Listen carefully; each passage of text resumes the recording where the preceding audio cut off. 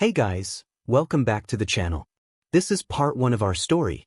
If you like this what if story and want to see part 2, let me know in the comments below. Before we start, don't forget to like, subscribe, and share this video with your friends. Also, check the description for more great content and my playlist. This story was posted by 𝗵𝗃𝗧𝗏 on Wattpad. Now let's start. Izuku Midoriya curled up into his blanket, the fall breeze seeping in through the blanket. Yesterday he had been hanging out with his friend Katsuki all day. The two had spent the whole weekend hanging out. He had stayed up fairly late, about 4 hours later than usual, and he didn't want to wake up early. He was more of a night owl than a morning person anyway, so getting up was sometimes a struggle either way. The greenette heard his alarm clock beeping, and with an annoyed grunt, he flopped over, turning away from the alarm clock and covering his ears with his pillow the best he could. After a few minutes of constant beeping, he finally pressed the snooze button and went back to sleep. That was until once again his sleep was interrupted, this time by a knock on the door, his mother calling for him. Izuku. He heard his mother call as he continued attempting to fend off the light coming into his room through his window. He heard his mother call for him once more. Izuku. Katsuki-kun is here. Realizing that 𝗵𝗃𝗁 was calling him because Katsuki was there made him bolt up, rushing to get dressed into his school uniform and deal with the absolute bird's nest that he called hair. 𝗵𝗃𝗁 knew that her son would be away for a few minutes, so she decided to make small talk with Katsuki. So how have you been? I know I see you almost every day, but I never usually get to talk with you. Katsuki nodded in agreement. Yeah. He had started arriving every day to walk Izuku to school starting around the middle of this school year, their last year before high school. Izuku came out of his bedroom and walked over to the kitchen, making himself a quick slice of toast before quickly brushing his teeth, trying to brush through his hair again, and finally made it to where 𝗵𝗃𝗁 and Katsuki were waiting. Sorry I took so long, Kaken, Izuku says, slightly out of breath due to rushing around his home and his lack of stamina. Katsuki looked at Izuku. He chuckled to himself. The blonde's thoughts went to how cute he thought Izuku was. Shaking his head, he tried to ignore the comment from his subconscious. Katsuki decided to focus on the present instead of his fantasies. Apologizing for come on, we gotta go, he said, dragging Izuku out the door. Bye, Mom. Bye, Auntie. The two called in semi-unison, closing the door.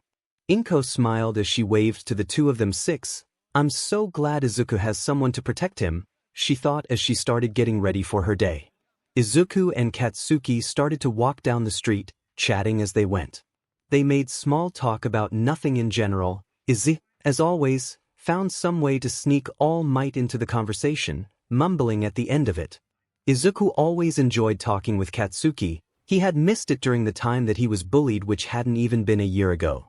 Katsuki had always been Izuku's biggest role model, even more important than All Might himself. They had known each other practically since they were born, and until they were a little older than 5, the two had been best friends.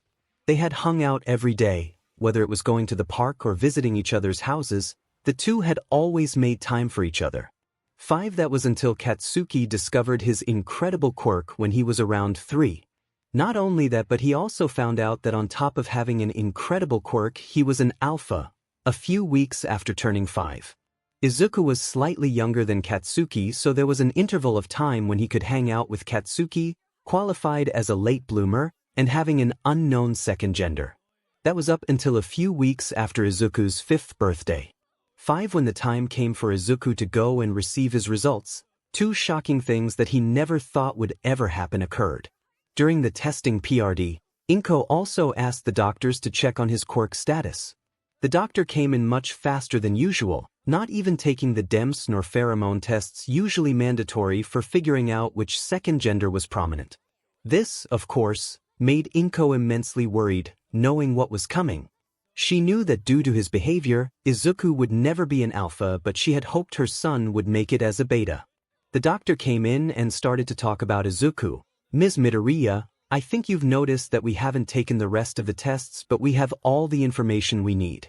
All we had to take was the screening. Congratulations, your son is an omega. Even if there was a 𝗬𝗪𝗧, usually we'd take more tests, but that's for females. 𝗵𝗃𝗁 was very worried for her son due to all of this and hoped that he would be okay.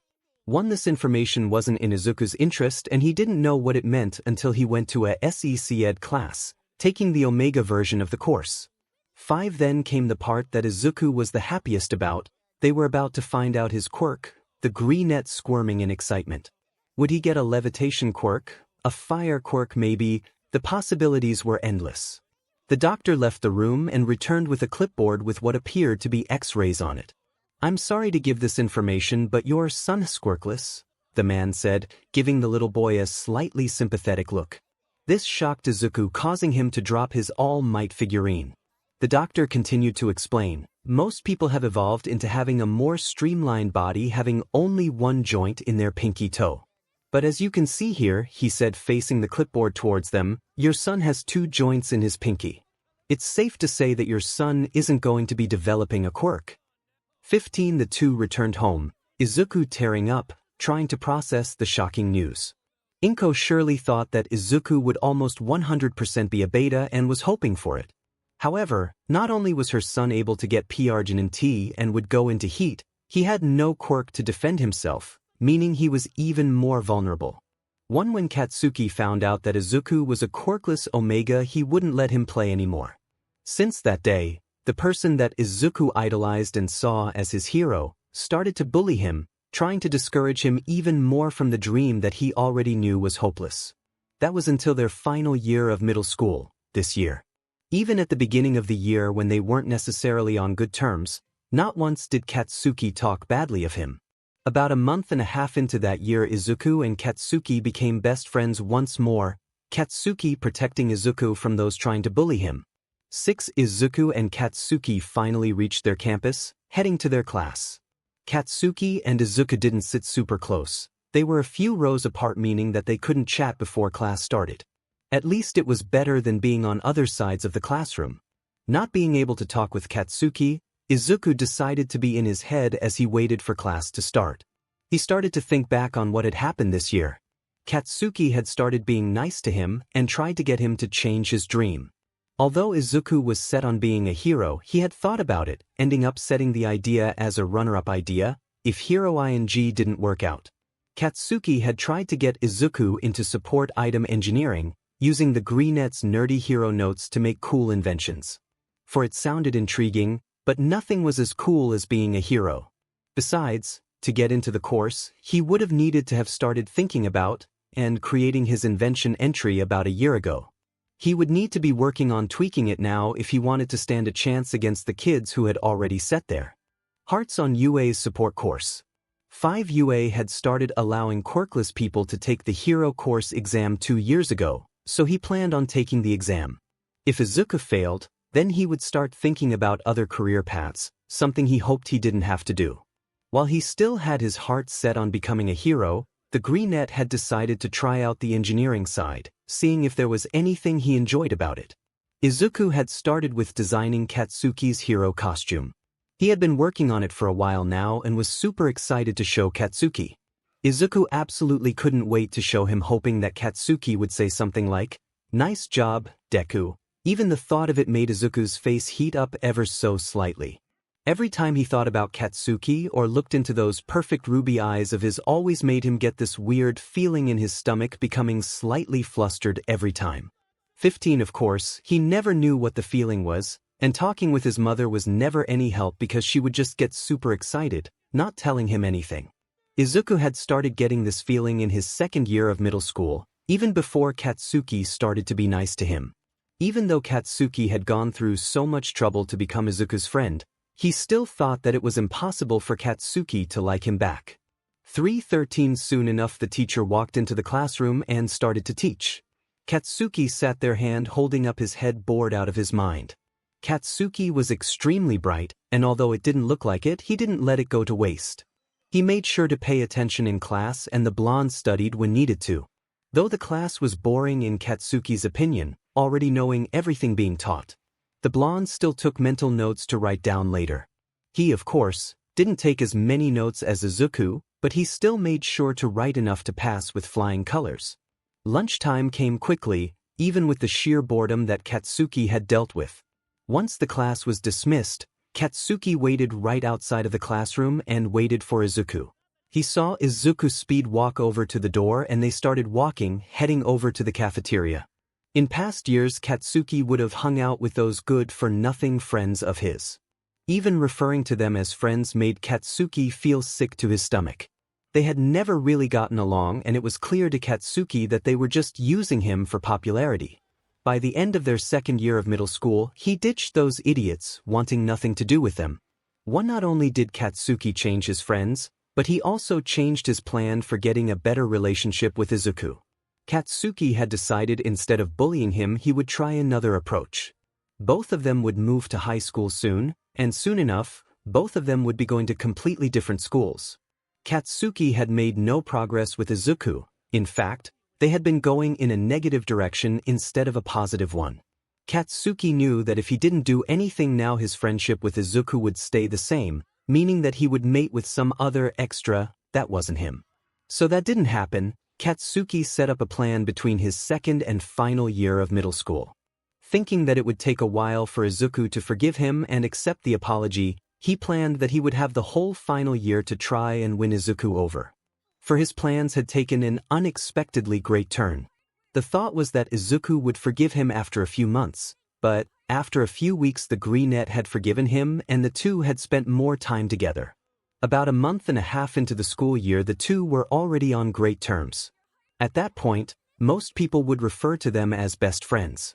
Katsuki's plans so far were going great. He was certain that by the end of the year Izuku Midoriya would be his. 1903 When Katsuki had first met Izuku, the younger boy had always been so vibrant and energetic. The two of them would do everything together. Mitsuki and Inko were great friends and still are, which made Izuku and Katsuki even more inseparable. That was until Katsuki made a naive mistake. The blonde had started to mock Izuku because he was quirkless and an omega on top of that. Even though this appeared to be the reason Katsuki started to bully Izuku, the real reason was that the stubborn kid wouldn't give up on the dream of being a hero. Katsuki cared about Izuku and wanted him to be safe. Hero work had a dangerous work environment, fighting villains and all. All he was trying to do was look out for Izuku in his own way. Katsuki was the only alpha the 値 knew and it had stayed that way, even in middle school. That meant that the only alpha Izuku could rely on was him, so he didn't put a lot of effort into winning over Izuku before. Since the first day the two had met, Katsuki knew that Izuku was the only one for him. The abrasive alpha just hadn't known how to show it. Katsuki would stop calling Izuku Deku, but at this point, it would be weird if he did.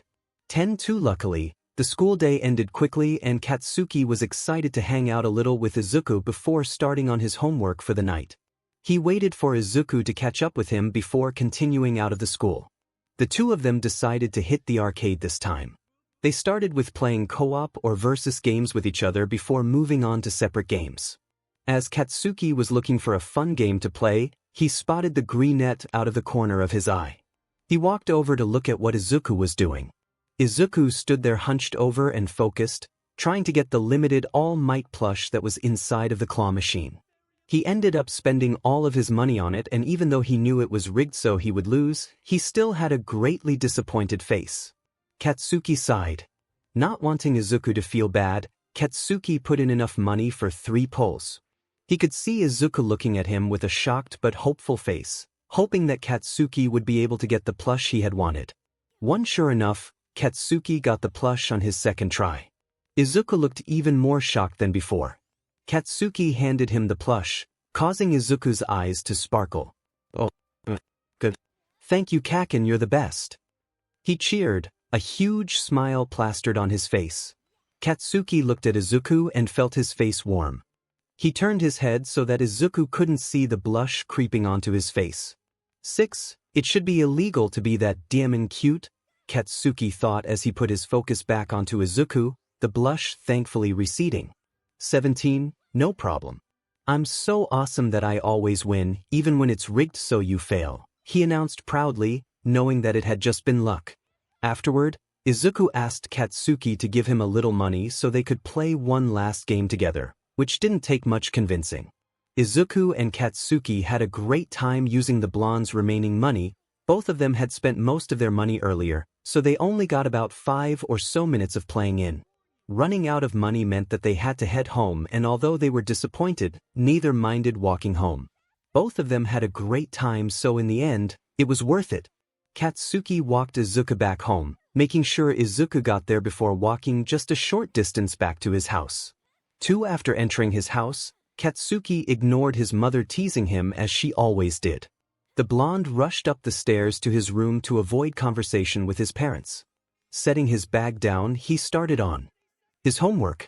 The homework was just busy work. As usual, Katsuki had it done in about 20 minutes, meaning he had a little bit of time to spare before he headed to bed. For Katsuki decided to text Izuku since he had nothing better to do. Hoping that his soon-to-be Omega was done with his homework, he sent a message. Hey Deku, finish your homework yet?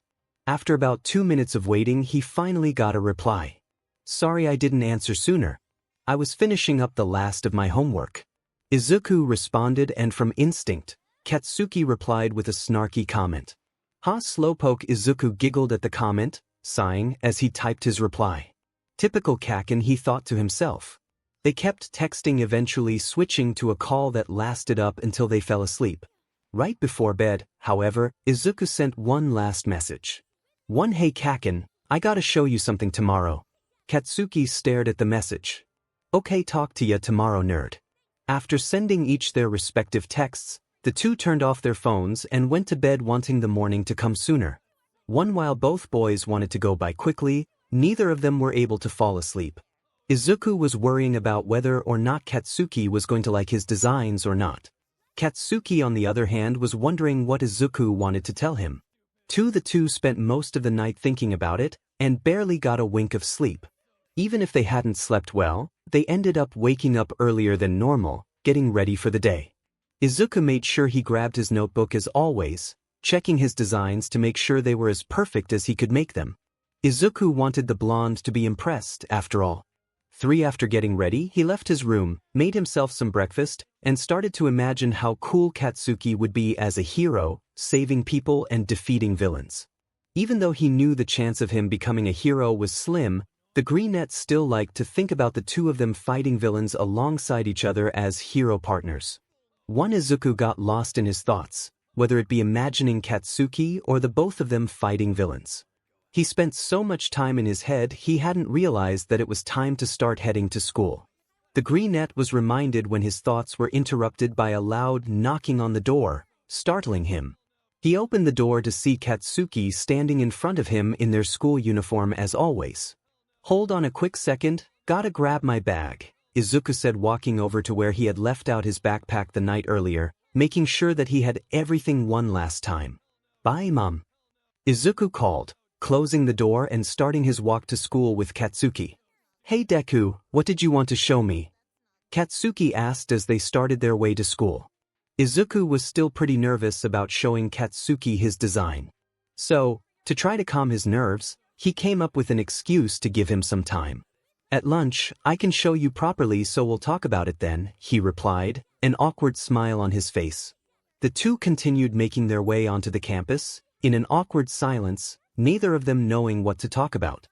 Unfortunately for Izuku, the time between the start of the school day to lunch flew by in an instant, meaning he didn't get time to deal with those nerves of his, the tightness in his stomach growing as he knew the time was approaching. Before exiting the classroom, Izuku made sure to grab his notebook, looking down at it one last time, sighing, and heading out to walk with Katsuki. The two of them grabbed their food and sat down. Due to the sheer nervousness that Izuku was feeling, he didn't talk much, focusing on his food. He knew that the time was coming, which didn't help his nerves at all. Grabbing his notebook, he placed it on the table in front of him, moving his finished plate aside. So, Kaken, you know how I had something to show you? He asked.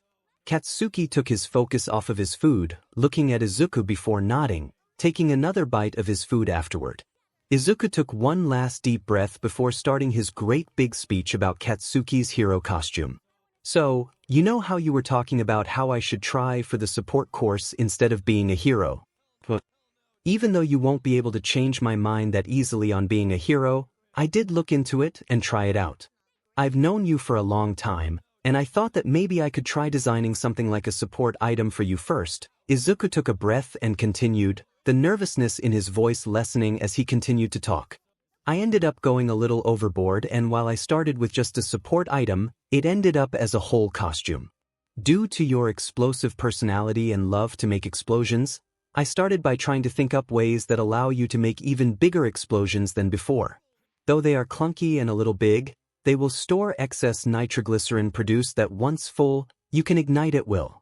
I thought that they wouldn't be super practical with all of you moving around the battlefield and all, so I recommend making them with light materials. Katsuki, now ignoring his food, listened intently, staring at the sketches and scribbles on the notebook page. Izuku continued to speak, his conversation with the blonde turning into him muttering the rest. 3. I thought that the costume in a grenade style would work overall with the orange and black. It's a nice contrast to your hair color and it complements your eyes. I also know that you don't really like the cold and that it hinders your explosions, so I made sure to make the winter version extra warm. Izuku kept rambling on and on about all kinds of parts. Izuku was excited to show what he had come up with. Izuku looked up to see Kaken looking at the notebook and then backed up at him. How long have you been working on this for? He asked. I spent 3 months on it. I know it's not super impressive, but I hope you like it. The gut feeling he had earlier returned, making Izuku nervous once more. Instead of mocking him, Katsuki complimented the work. 2. Well, I think this is pretty impressive for only 3 months. I mean, look at the details here. Good job, he said, ruffling the 𝗓𝗫𝗁 curly hair, looking at him with a smirk. Izuku sighed in relief, happy that Katsuki actually liked the designs, his face heating up ever so slightly as he met the blonde's confident gaze. Since Izuku had taken up most of their lunch period with rambling about the design, lunch ended shortly after. 2. When school ended, Izuku and Katsuki started their walk home. Once the two were about a third way there, Izuku noticed movement from the corner of his eye. Izuku stopped walking, looking around only to see an empty alleyway. That's weird, I could have sworn I saw something, he thought, looking back towards Katsuki. Kaken, I'm gonna go check on something real quick, wait for me, alright? Katsuki nodded as Izuku walked towards the alleyway. The 𝗓𝗓𝗁 walked around, trying to find the source of the movement he'd seen, leading himself into a tunnel. Finding nothing, he decided that he was just seeing things and turned around to head back to Katsuki. However, before he could exit the tunnel, Izuku was being suffocated by something he couldn't see. He tried to scream for Katsuki to help, but the liquid-like monster had his mouth completely covered. Izuku's vision started to blacken from the lack of oxygen as he thought that right there would be where he died. Shortly after, there was a strong gust of wind as Izuku was pushed out of the monster. 3. Izuku woke up, rubbing his likely bruised head, looking around to see what happened. He looked up to see All Might holding up soda bottles that were filled with what he figured was the monster. Izuku stood there in complete shock. The only thing he could do was bow time and time again, thanking the hero repeatedly. Wanting an autograph from his favorite hero, he grabbed his notebook once more, walking over to where All Might was. All Might, can you sign my dash? Izuku said nervously as he opened up his notebook. You already did. Thank you. Izuku was finally meeting his idol All Might. Izuku noticed that he was about to take off, so he instinctively grabbed onto one of All Might's breathed legs. All Might looked behind him, noticing the imbalance of weight. Looking back, he saw Izuku screaming. "SHT," he mumbled under his breath. Panicked, All Might looked around to find the closest rooftop to land on. He found one and landed. "What the hell were you thinking, kid? You could have gotten yourself killed," All Might said sternly to Izuku.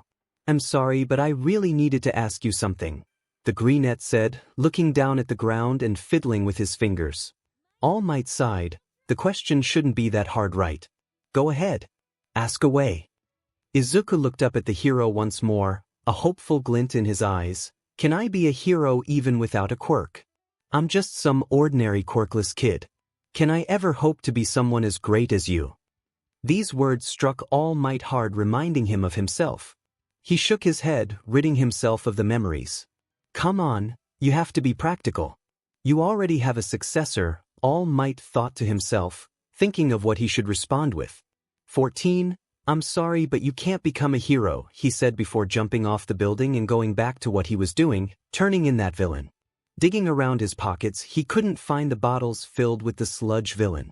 17, he said, starting his search for the bottles. Izuku just stood there, tears starting to overflow his eyes, tears pouring out of them. All Might had just told him he couldn't be a hero. All Might of all people, his idol, the #1 hero, told him he couldn't be one.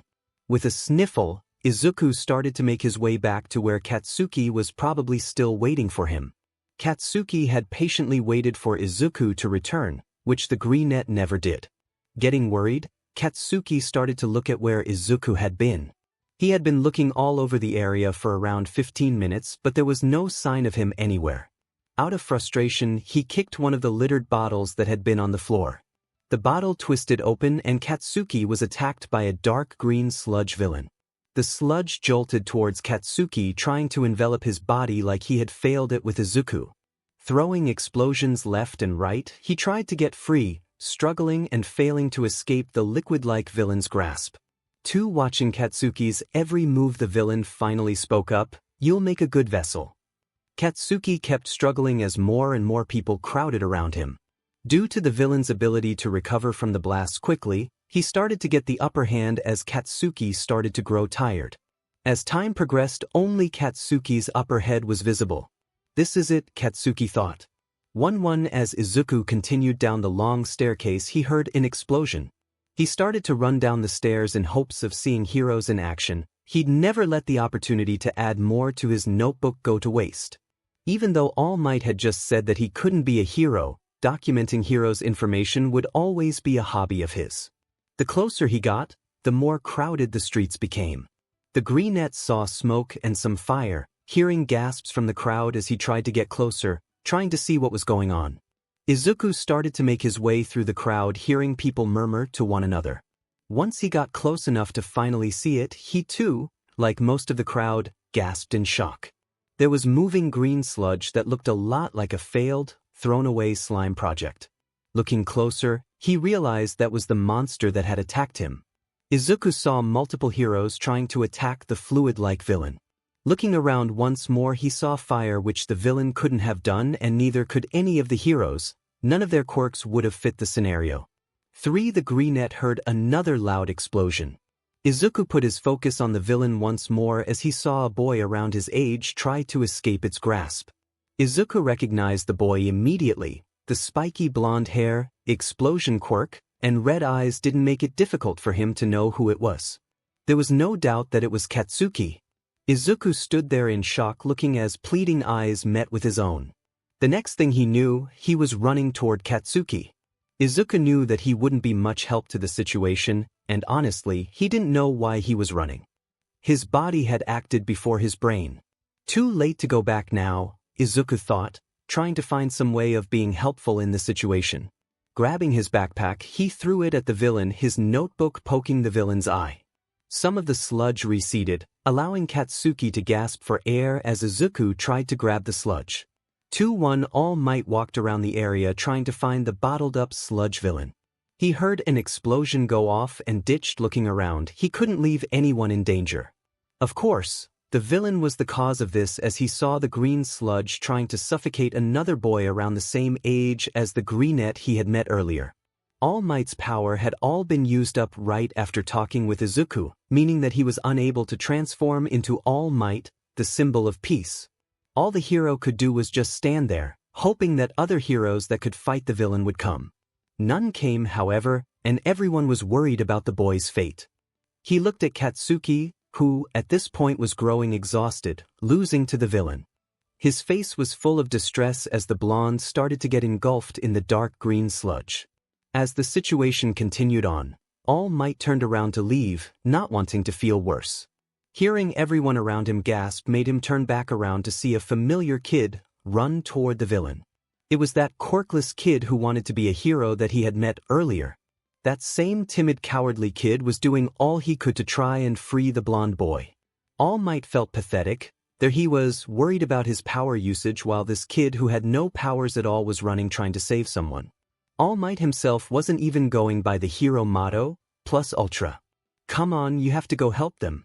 Now 2 lives are at stake and you can't let them die. They're only kids and they have so much to live for, he thought, painfully transforming into his hero form. He ran toward the villain knowing he had to hurry things up before he turned back into his skeleton-like appearance. All Might hit the villain with just a single punch, sending sludge flying everywhere. Somehow he had turned the weather from sunny to cloudy, rain threatening to start pouring. He looked back at the two boys he had saved. They looked slightly dizzy from the impact of his punch, but there were no severe injuries, so all was well. Knowing he would de-transform soon, he leaped away in order to avoid being interrogated by reporters. Staying in the vicinity, All Might kept an eye on the little green-haired fanboy he had met before. He was a suitable candidate for One for All, after all. All Might tried to talk to him, but the other kid from earlier was walking him home. All Might tried to follow the two, but once they turned the corner they were no longer visible and the hero lost track of them. One after Katsuki was saved by All Might, and Izuku was scolded for running into danger like that, the two walked home together. I was really worried about you, DMN nerd. Who knows what had happened to you when you left? Izuku giggled a little, happy that Katsuki had been worried about him. Both of them started to talk about what had happened with the sludge villain. Izuku left out the fact that he had met All Might. They returned home quickly, and right before Izuku walked into his apartment and closed the door, Izuku spoke. Hey Kaken, I think that I'm gonna do engineering instead of being a hero. Then he walked inside, closing the door to his apartment. Katsuki did a silent cheer. He no longer had to worry about the greenette. As he walked away happily, part of his brain started to question the action, but the blonde ignored it and continued on, focusing on the victory. 18 After the sludge villain attack, both boys became even closer. They would spend their time spending time with each other. Whether that was doing homework together or going out places, the two's relationship continued to grow. This would continue for about 2 months until the day the two were looking forward to came, the last day of school.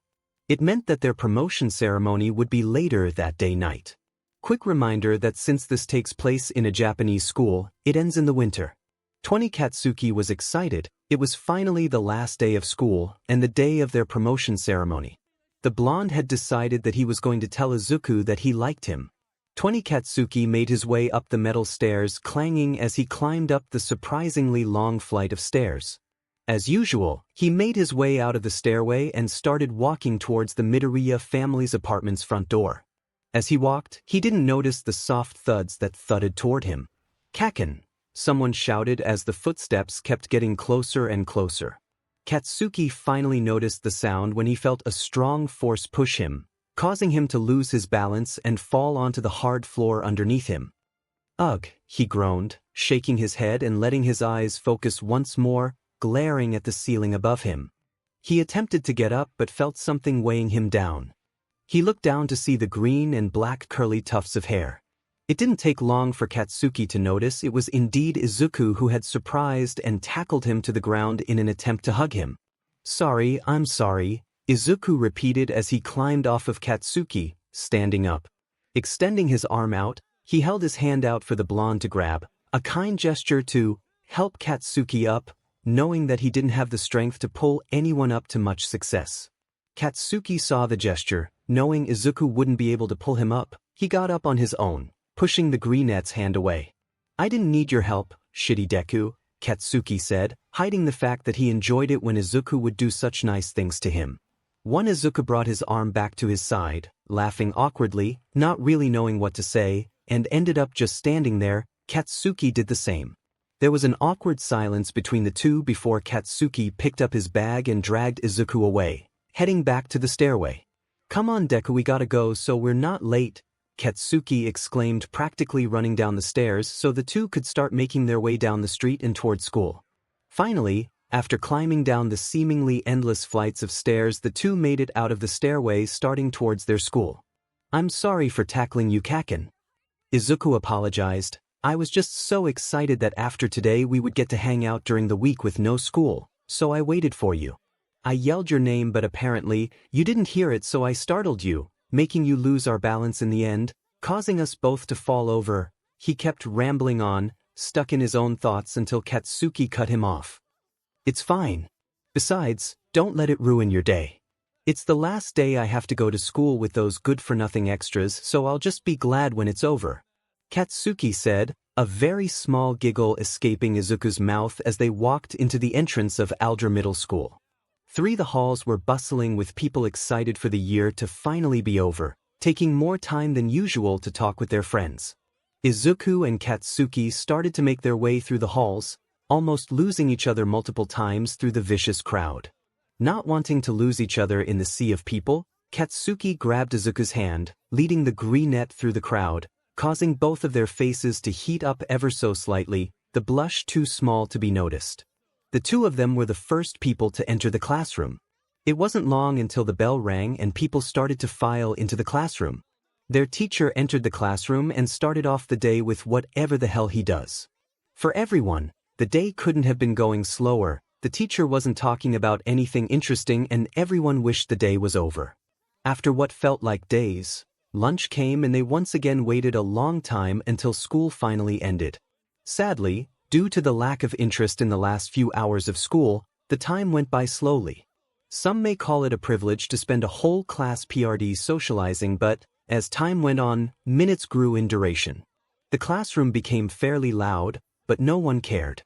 Once the day was over and everyone was dismissed, the class cheered, a sound that spanned across the whole campus. Everyone was happy the day was over, grabbing their bags and dashing towards the door. To avoid getting caught in the big mass of people darting for the door, Katsuki and Izuku stayed in their seats for a little longer waiting for people to drain out before heading out of the door. Then, both of them headed to the door together. Hey, that promotion ceremony and SHT is in a few hours, so you want to hang out? We can part ways after a bit to get ready for the thing, Katsuki offered. Izuku faced him with a huge grin plastered on his face. Of course. It sounds fun. Where are we going? Izuku asked, eager to spend time with the taller male. Katsuki grabbed the other's hand, dragging Izuku along. You'll see Deku. Come on, Katsuki said, picking up his pace as Izuku struggled to keep up, whining at some points of the journey. Kaken, walk a little slower, I'm getting tired. Katsuki didn't listen and kept dragging the 𝗓𝗏𝗏 along, looking at him with a very small, genuine smile. Once they made it, Izuku stood there for a minute, catching his breath before looking around, a smile coming to his face as he recognized the location. Trees surrounded them, creating a blanket of shade across the already sunny but cold day. Even with the chilly wind, kids were out, running around in jackets, scarves, and gloves. Izuku looked around, spotting a little playground in the corner of his eyes. It was a fairly simple playground with a swing set consisting of 4 seats, 2 of them being baby swings while the other 2 were for all ages. There was a set of monkey bars, a spiral slide, and a colorful geometric climbing structure. All of the metal was slightly rusted from age, but it wasn't at all dangerous to use. The place was where Izuku and Katsuki used to play all of the time. Katsuki looked over to Izuku, who was smiling, looking over at the old playground. Remember this place, Deku? He asked, well knowing that Izuku did. Of course I do. You think I would forget practically my whole time as a little kid? Izuku's exaggerated tone made him sound sarcastically angry, making Katsuki chuckle to himself. God, he's so perfect, Katsuki thought to himself as he watched Izuku rush over to the structure. The blonde followed Izuku over to the playground, having a great time even in the cold weather. They started with the slides, going one by one and eventually both going at the same time. The static made Izuku's hair go all over as Katsuki's barely changed, making them laugh. Then they went to the monkey bars where Katsuki started showing off his strength, using the bars to pull himself up. Izuku could see that Katsuki was flexing on him, making him blush and look down at the floor. They ran from place to place and ended with the swings. They started a height competition. Both of them were fairly competitive, so it was fun with the small amount of rivalry. Katsuki ended up winning, but overall it was pretty close, Izuku losing by only a few feet. Then they sat on the swing seats sideways, clashing them into each other as if they were jousting, trying to ram into each other. After Izuku and Katsuki got tired of that, the 𝗓𝗏𝗏 had an idea. Hey, Kaken, can you help me? I want to twist up the swings chain as much as I can to get the best spin. Izuku offered and Katsuki walked over to help him with his goal. Not wanting Izuku to get too dizzy, he only spun him a few times, but Izuku had a good time, and in Katsuki's mind that was all that mattered. 11 After Izuku was done spinning, he got up from his swing. Due to the dizziness that he had acquired, he lost his balance, stumbling and eventually falling onto the floor, making Katsuki laugh a little and Izuku die of laughter. Once Izuku got over his laughter, he got back on the swing. Katsuki sat on the one to the right of him. The two of them sat there making small chit-chat as they swayed in unison on the swings. Katsuki looked up at the sky, realizing that it was starting to get dark. It was winter, so the sunset was much earlier than summer, but it still meant it was starting to get close to the time of the ceremony.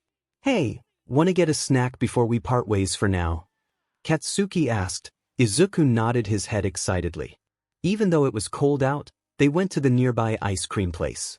The place was a local favorite, and even with the cold weather, there were plenty of people there for ice cream and a hot beverage, since it served as both an ice cream place and a cafe. For Katsuki and Izuku entered the shop, got in line and waited, ordered their ice cream and found a place to sit. They had ordered 2 scoop ice creams, even though one would have probably been the better option. They talked between licks of their ice cream, laughing, and overall having a great time. Izuku ate his ice cream really fast, so not only did he have a slight brain freeze, he was really cold. Even if he insisted that he was fine, it was clear that his teeth were chattering. Katsuki sighed and told Izuku to stay there as he got back in line to order 2 hot chocolates. Once Katsuki got the drinks, he handed one to Izuku and they exited the shop, taking sips of their cocoa to help brave the cold. They made it home with about 30 or so minutes until the promotion, so both of them just put on another layer and waited as time passed. Katsuki heard the alarm he had set go off and his mother calling for him. "Katsuki, we have to go." "I'm coming, you hag. You think I would forget?" Katsuki yelled back. "Katsuki, language," his mother shouted. Katsuki rolled his eyes and went downstairs, grabbing his thick coat this time. "Hey, we're bringing Izuku with us since Inko is busy today. You don't get a say in this." Katsuki pretended not to care, but internally he was very happy. If you had looked closely, his eyes dilated slightly, and his face turned a slightly warmer shade at the mention of Izuku. They picked up Izuku, who was wearing a nice big scarf, thick jacket and gloves just to make sure he wasn't cold. His mother had insisted that he have the extra layers on just in case, making it look like he was a walking stuffed animal. Izuku walked over to where Katsuki was and they started to chat, joking around and laughing as they walked. Mitsuki and Masaru looked at their son and back at each other again. The parents smiled at their son. The teen had never been like this to them and hasn't seemed to be this happy in a long while. They arrived at the promotion to see that it was just parents socializing with other parents and the kids hanging out elsewhere. Luckily, it was inside, so they didn't have to deal with the decreasing temperatures outside for the whole night. Everyone was talking with their friends, the echo-y room making the space louder, but no one really minded. Soon enough, there was a sound indicating that it was time to quiet down and listen. Everyone turned their heads and paid attention to the small stage set up where the principal and vice principal came up on stage, congratulating certain groups of people and calling people up to collect their certificates. The rest went on like a normal promotion would. After a couple of long speeches, it was time to leave. Katsuki and Izuku regrouped with Mitsuki and Masaru before putting their coats back on and walking out all together. They headed in the direction of Izuku's home first because Katsuki was walking home with his parents and it's dangerous to have him walk home alone in the middle of the night. The group quickly made it to Izuku's house. Mitsuki and Masaru stayed on the bottom floor as Katsuki escorted Izuku back to his apartment. Izuku was about to open the door and walk in until he felt his arm get tugged. It was almost the end of the day and Katsuki had told himself that today was the day, so it was now or never. Deku, I have something I need to tell you," Katsuki said with a serious face, making Izuku very worried. While Katsuki was thinking how to correctly state his feelings, Izuku's mind started to think of the worst-case scenario and go with that. Izuku's mind wandered to the fact that Katsuki might not need him anymore, that Katsuki was going to leave him. Before Katsuki could say anything else, Izuku cut him off. I know what you're going to say, Kaken," he said, making Katsuki panic due to the sorrow in Izuku's tone. He was definitely getting rejected. Before I go, I just wanted to tell you that this year was really fun and I enjoyed it a lot. I like you a lot, more than a friend, I like you. That wasn't how Katsuki expected this to go. What was Deku thinking I was talking about? He thought before hearing Izuku continue to ramble on this time faster. 𝗓𝗄𝗧𝗵𝗲 𝗧𝗵𝗃 and I really like you even if you're going to leave. I knew it was too good to be true. 𝗓𝗄 and I really like you, even if you're going to leave me. Before Izuku could think of anything else to say, he was cut off by something smashing against his lips. He looked up to see Katsuki kissing him and Izuku was just in complete shock, soon melting into the warmth of the kiss. 12 Katsuki pulled away from Izuku, both of their faces growing cold from the lack of contact. They both looked into each other's eyes, Izuku having a very visible blush dusting his cheeks. Hope that shows you what I was trying to say, Katsuki said, looking down due to embarrassment. Izuku nodded, not knowing what to say since speaking would just make it awkward. Good, I'll see you tomorrow at 10 a.m. sharp, Katsuki said. Izuku smiled, alright, it's a date. See you tomorrow, 𝗓𝗄𝗃, good night. He spoke before opening his door and walking in. Yeah, good night. Katsuki mumbled as Izuku entered through his door, closing with a loud thud that echoed through the otherwise quiet hallway. Izuku smiled as he closed the door. Right after that door closed, both of them covered their faces. Izuku's face was flushed a bright red as Katsuki started walking down with bright pink cheeks which were easily noticeable thanks to the cold. One Katsuki regrouped with his parents and they all started walking home. Well, that took a lot longer than expected. What happened, Katsuki? Give me all the details. Mitsuki said, a smirk on her face. For Katsuki looked at his mother, knowing well that his mother had been suspicious of the two of them for a while now and there was no questioning that she shipped them along with Inko. Katsuki, still experiencing the adrenaline and embarrassment, panicked. 3. None of your demon business. Yeah. Well, you're my son, I brought you into this world. Your personal life is my business. 6. The two of them argued the whole way back as Masaru unsuccessfully tried to stop them as always. They all entered their house and Katsuki got ready for bed and then hurried upstairs, slamming his door shut in the process. He changed into his pajamas and headed to bed, excited for tomorrow. 5. Back with Izuku, he was still panicking, repeating over and over again, 𝗓𝗄𝗃 kissed me. 𝗓𝗓𝗃 kissed me. Until Inko entered the room. She saw her son panicking, his face very red. Hey Izuku, you alright? Are you sick? She asked, causing Izuku to uncover his face, lifting his face up to look at her and repeating in a slightly louder tone so that she could hear it. 𝗓𝗃 kissed me. Hearing that, Inko was absolutely overjoyed. Her son had liked Katsuki for so long and it was finally happening, they were finally getting together. I'm so proud of you, Izuku, she said smiling. Izuku giggled happily. Yeah, he even asked me on a date for tomorrow at 10. Inko's face lit up. 2. Oh my goodness. You should get some sleep then, don't want to be tired for your big day, she said half teasing. With that, Izuku got ready and headed to bed. Tomorrow was a big day and both he and Katsuki were excited and nervous about it.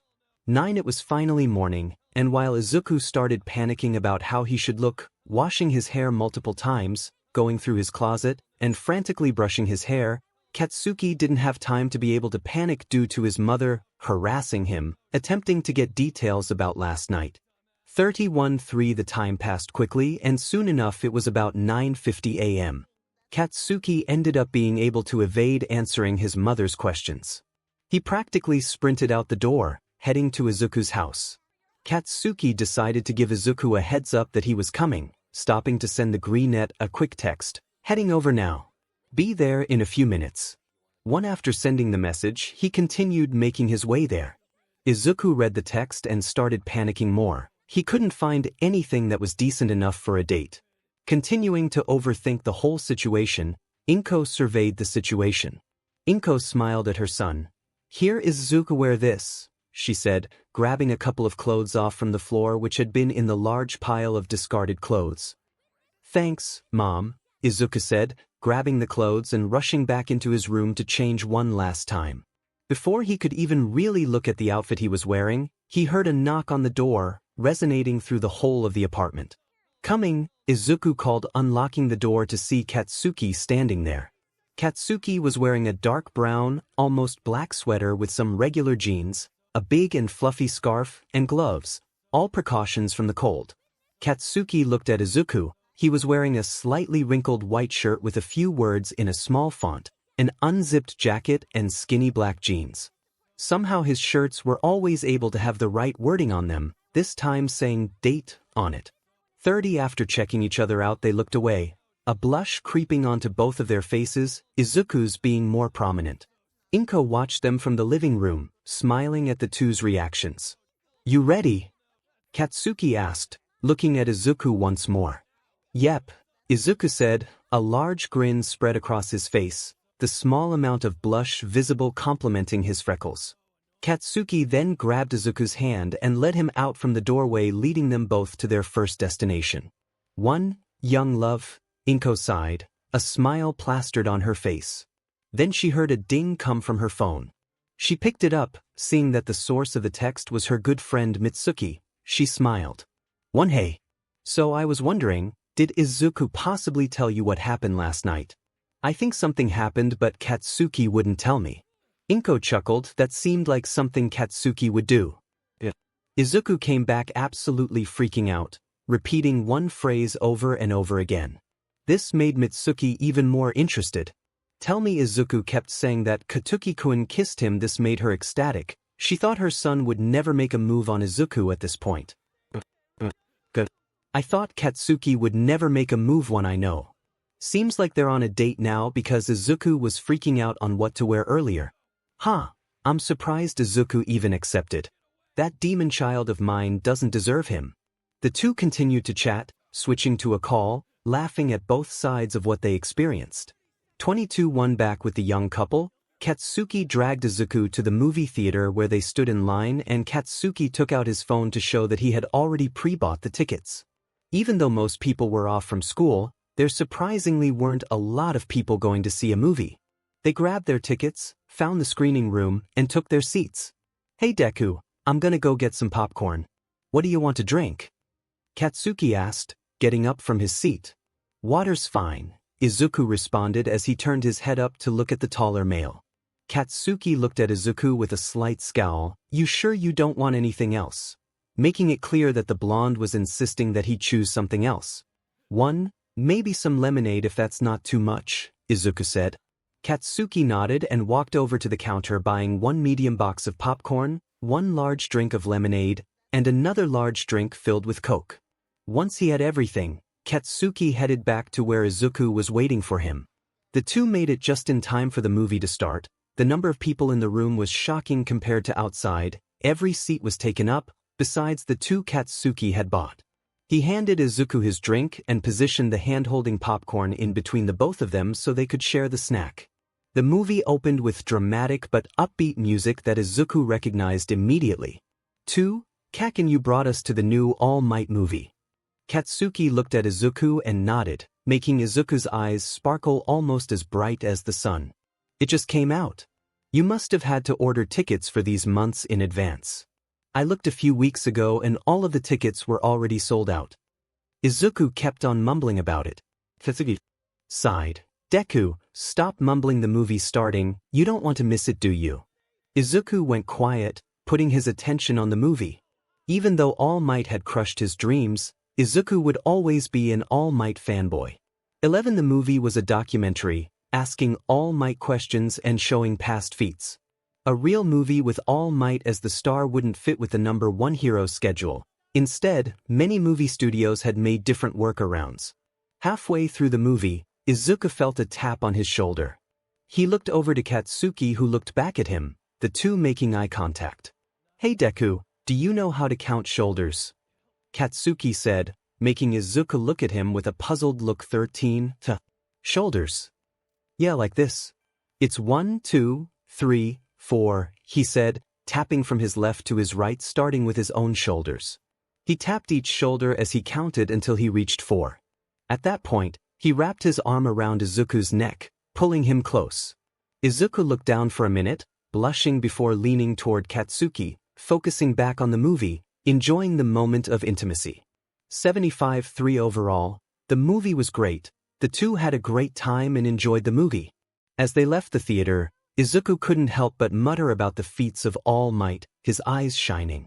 Izuku mumbled about each feat respectively, going into each event with great detail, more than the documentary itself. Izuku and Katsuki started to walk toward a nice, simple restaurant that was conveniently nearby.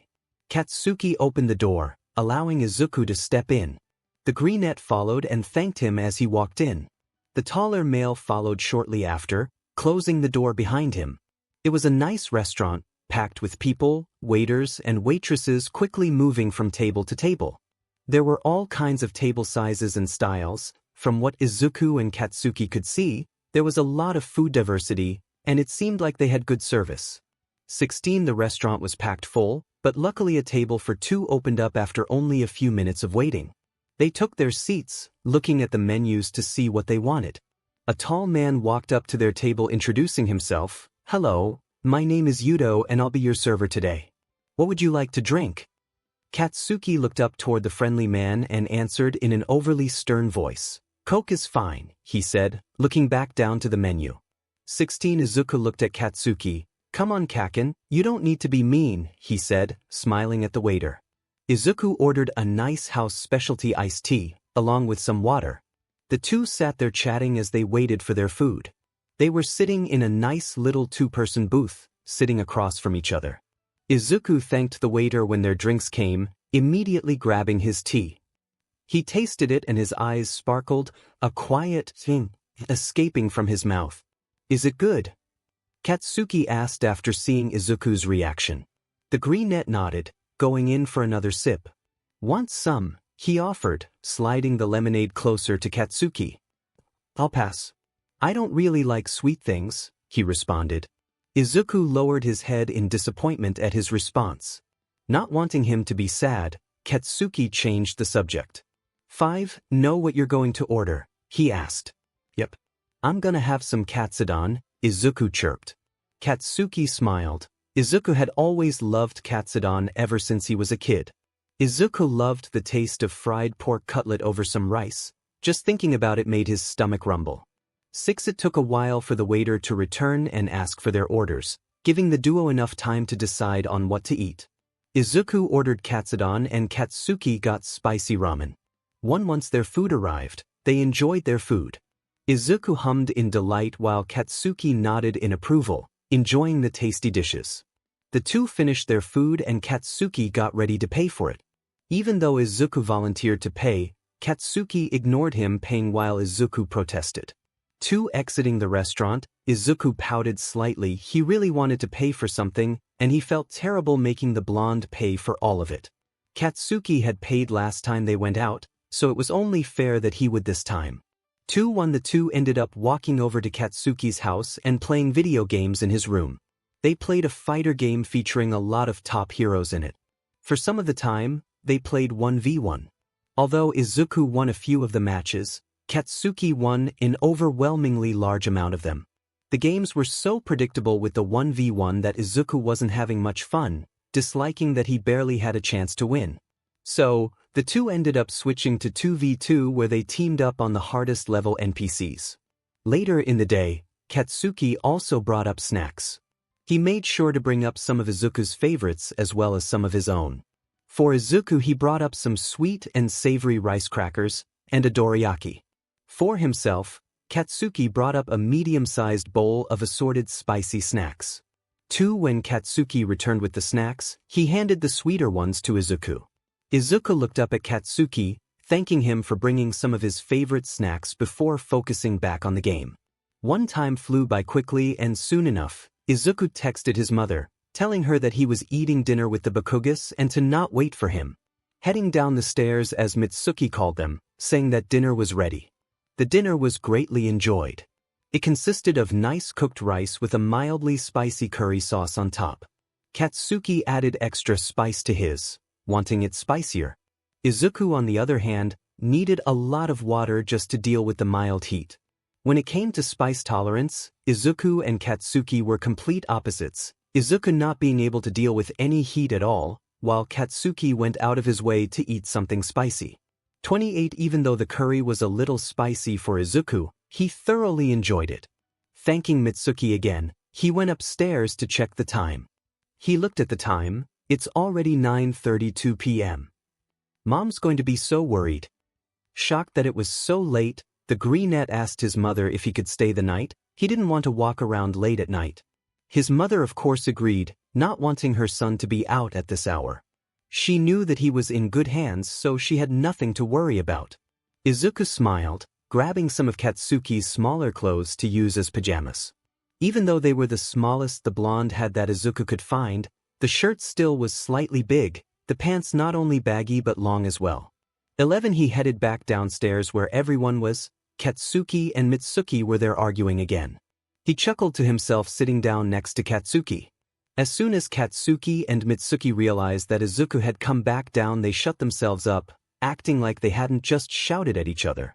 Katsuki looked at Izuku, realizing that Izuku had changed into some of his clothes. He felt his face heat up. Luckily it wasn't visible. Mom said that I can stay the night since it's not the best time to be walking home, he said, happy that he would be able to spend more time with Katsuki. Come on Kaken, let's go and play before we have to go to bed, he said, dragging Katsuki back up the stairs to spend some more time together.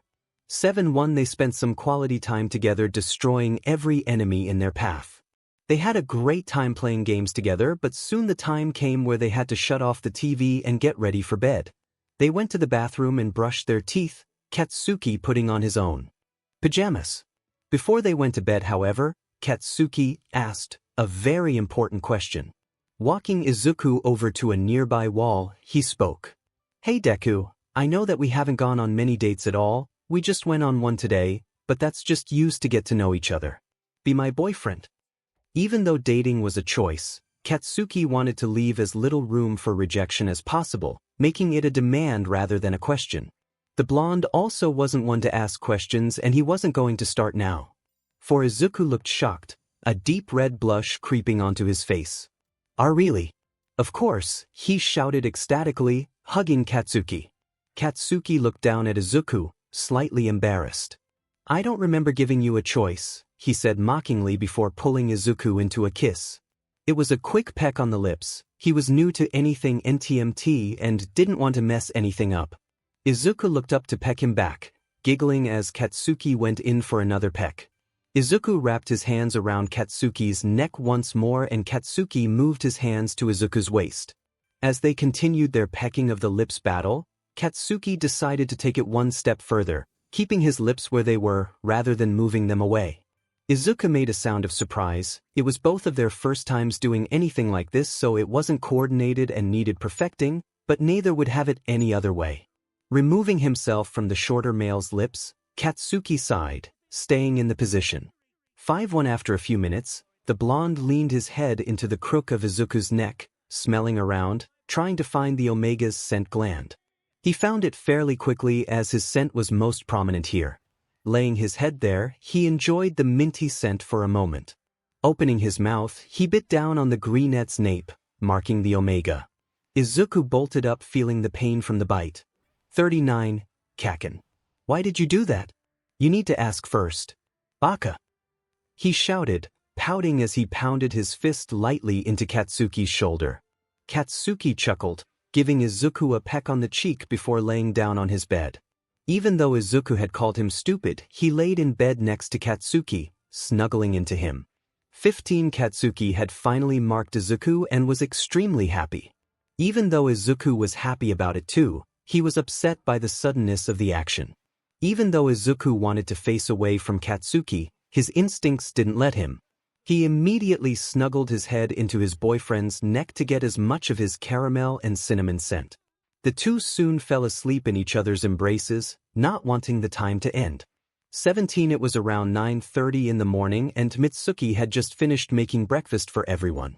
She called to everyone in the house, planning on hearing an angry blonde shout back.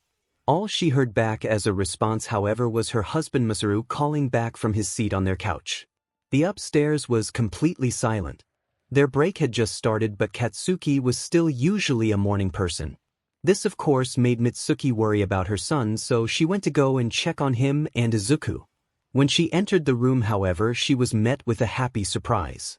The two were under the covers, snuggled together, still asleep. Not wanting to interrupt the two, she quietly left the room, putting their portions of breakfast aside for later, eating their own portions. 13 Meanwhile, back upstairs, Katsuki and Izuku were just starting to wake up. Staying snuggled up to each other, the only thing that changed was the fact that they were mentally awake. Katsuki tried to get up, but he felt a tug, seeing Izuku still trying to get some morning cuddles in before waking up. He looked down at his Omega, smiling, lying back down, and wrapping his arms around Izuku once more. The two stayed lying down and cuddling for around 10 minutes before they decided it was time to eat some breakfast. Katsuki was more of the one to decide that. He was able to get out of his Omega's grip and went to the bathroom, turning on the water to let it warm up as he 𝗕𝗫𝗍𝗍 down to nothing. Then he entered the shower. 5 Izuku woke up groaning as he realized that Katsuki wasn't there anymore. He entered the bathroom stuck in his thoughts, thinking about what had happened last night. He turned the sink on, splashing his face with the sudden coldness of the water jolting him awake. He thought about what the video he had seen talked about when it came to marking. It had said that you have to mark an Omega after their first heat. Although that was a precaution just because they didn't want people being carelessly marked when they're young, but Izuku didn't know that. He only knew that you're supposed to mark Omegas after their first heat. Stupid Kaken, he mumbled as he turned around and started walking towards the door. Here to see me, Deku, Katsuki said with a smirk on his face. Izuku looked back, startled. I didn't know you were in here, he said, his face becoming red from the embarrassment. You must have been able to hear it. I was in the shower, for crying out loud. Sorry, Izuku said, looking up at Katsuki, realizing that he was only in a towel. Izuku could usually see Katsuki's strong arms, but he didn't look at Katsuki's bare chest because that would be weird. Seeing Katsuki's abs, he became even redder than before, just starring not being able to do anything. Like what you see, Katsuki said, watching the Omega just stand there staring at him, flustered. Izuku came back to his senses, looking down before stuttering out, 𝗬𝗵𝗲. He couldn't finish due to the sheer embarrassment that he was feeling. He just fled out of the room and waited for Katsuki to leave the room, fully dressed this time. Katsuki entered his bedroom with actual clothes on and still wet hair. Because Izuku had been marked last night, his instincts made him slightly clingy, causing him to grab Katsuki's hand before they went downstairs. The two of them ate their reheated breakfast, neither Mitsuki nor Masaru noticing the bite mark on Izuku's neck. Afterward, Izuku went and got ready for his day, getting dressed in some more of Katsuki's clothes. He headed out the door. Kaken, I'm going home. See you tomorrow, he said, Katsuki replying with a K, before Izuku closed the door, heading home. Even though his first plan was to go straight home, he wanted to check on something before he returned to his mother. 3 He headed to his doctor's office to ask a question. He had gotten a new doctor recently due to his other one retiring, which wasn't bad at all, not bringing in Dr. Eggman over here. This man was in his mid-30s with short black straight hair. He found his new doctor, Dr. Tadahashi, to be much friendlier and easier to talk to.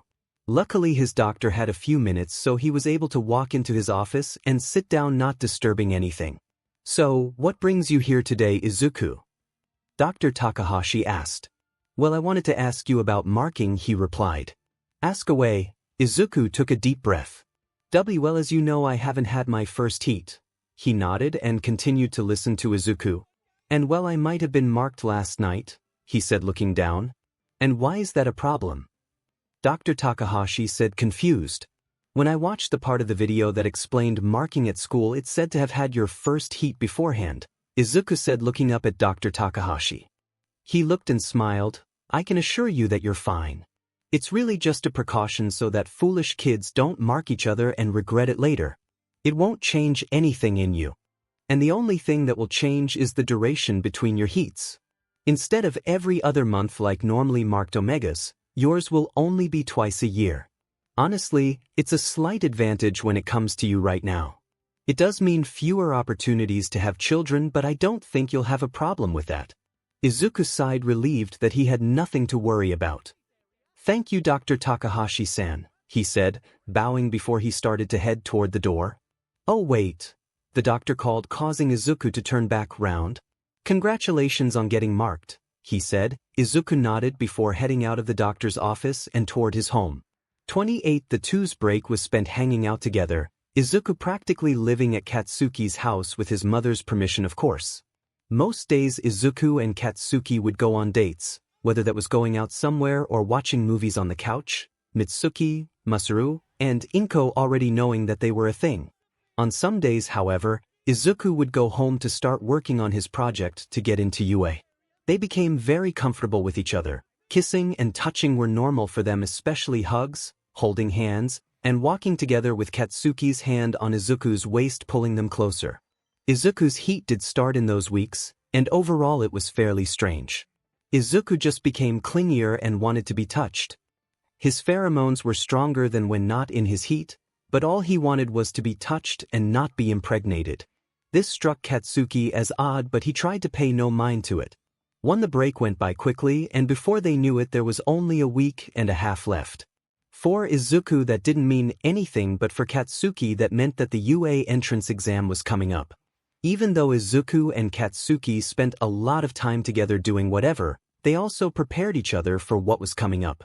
Izuku helped Katsuki with some of his exercises, and Katsuki gave Izuku time to brainstorm and start creating his design. When the time came for the entrance exam, Katsuki was ready. He had studied hard and made sure that he could use his quirk efficiently. Izuku wouldn't be able to watch him, so he would cheer for him before and after he finished. Izuku walked with Katsuki to the great big school UA High. "I can't believe that I actually get to set for in UA," Izuku exclaimed. Even though he wasn't going to be an examinee, he would still get to walk a little on UA's campus. They were close to the door with the big one on it when Katsuki stopped and turned around, giving Izuku a peck on the lips. "See ya later, nerd," he said before entering the doors and heading into the auditorium. Izuku headed home knowing that Katsuki would take a few hours before he came home. Once he did, Izuku would greet him greatly, having bought something special for him in advance. He went to a nearby store and picked out a small gift for Katsuki before heading over to one of his favorite shops and bought his favorite, spicy ramen. Then he headed home getting everything ready before Katsuki got back home. Katsuki entered through the great big doors of UA, staff guiding them to the auditorium room in which they would take a test and then get briefed on the combat part. The auditorium was a large black room with about 30 or so rows on top and 35 underneath. The test was much easier than he had expected, but his knowledge from last year wouldn't have been enough. Due to the extensive time he spent studying, the test was easy and he breezed right through it. Soon enough came the briefing in which they learned about the combat point system. During the briefing, Katsuki sat there looking as if he were bored and not paying attention, but he took in everything that President Mike had said. He walked over with the rest of his group, entering Battleground B. The whole group of people looked like a bunch of extras to Katsuki. Even if they weren't, he didn't really care. He got ready, doing that strange stretch that he always used before any exercise. After he got a sufficient stretch, he put his arms behind his back in a semi-Naruto run stance. The loud bell rang, causing everyone to start running towards the robots. Katsuki zoomed off, using his explosions to propel him faster. Although keeping track of his points would have been a good thing to do, Katsuki was more focused on defeating as many robots as possible, meaning there was no more space to keep track of it. Defeating one robot after another, Katsuki was in the zone, destroying them right as he comes across them. The speed that he had allowed him to get places faster, making it so that he could defeat more robots in total. After a while, there was another loud noise that indicated that the exam had finished. Even though he didn't know his score, there was one thing he did know. He beat up a ton of robots. He left UA around 4:30 p.m. 16:30, making his way back home. The walk was a little over 30 minutes, but he made it in good time. Having good pacing meant he made it in 22 or so minutes.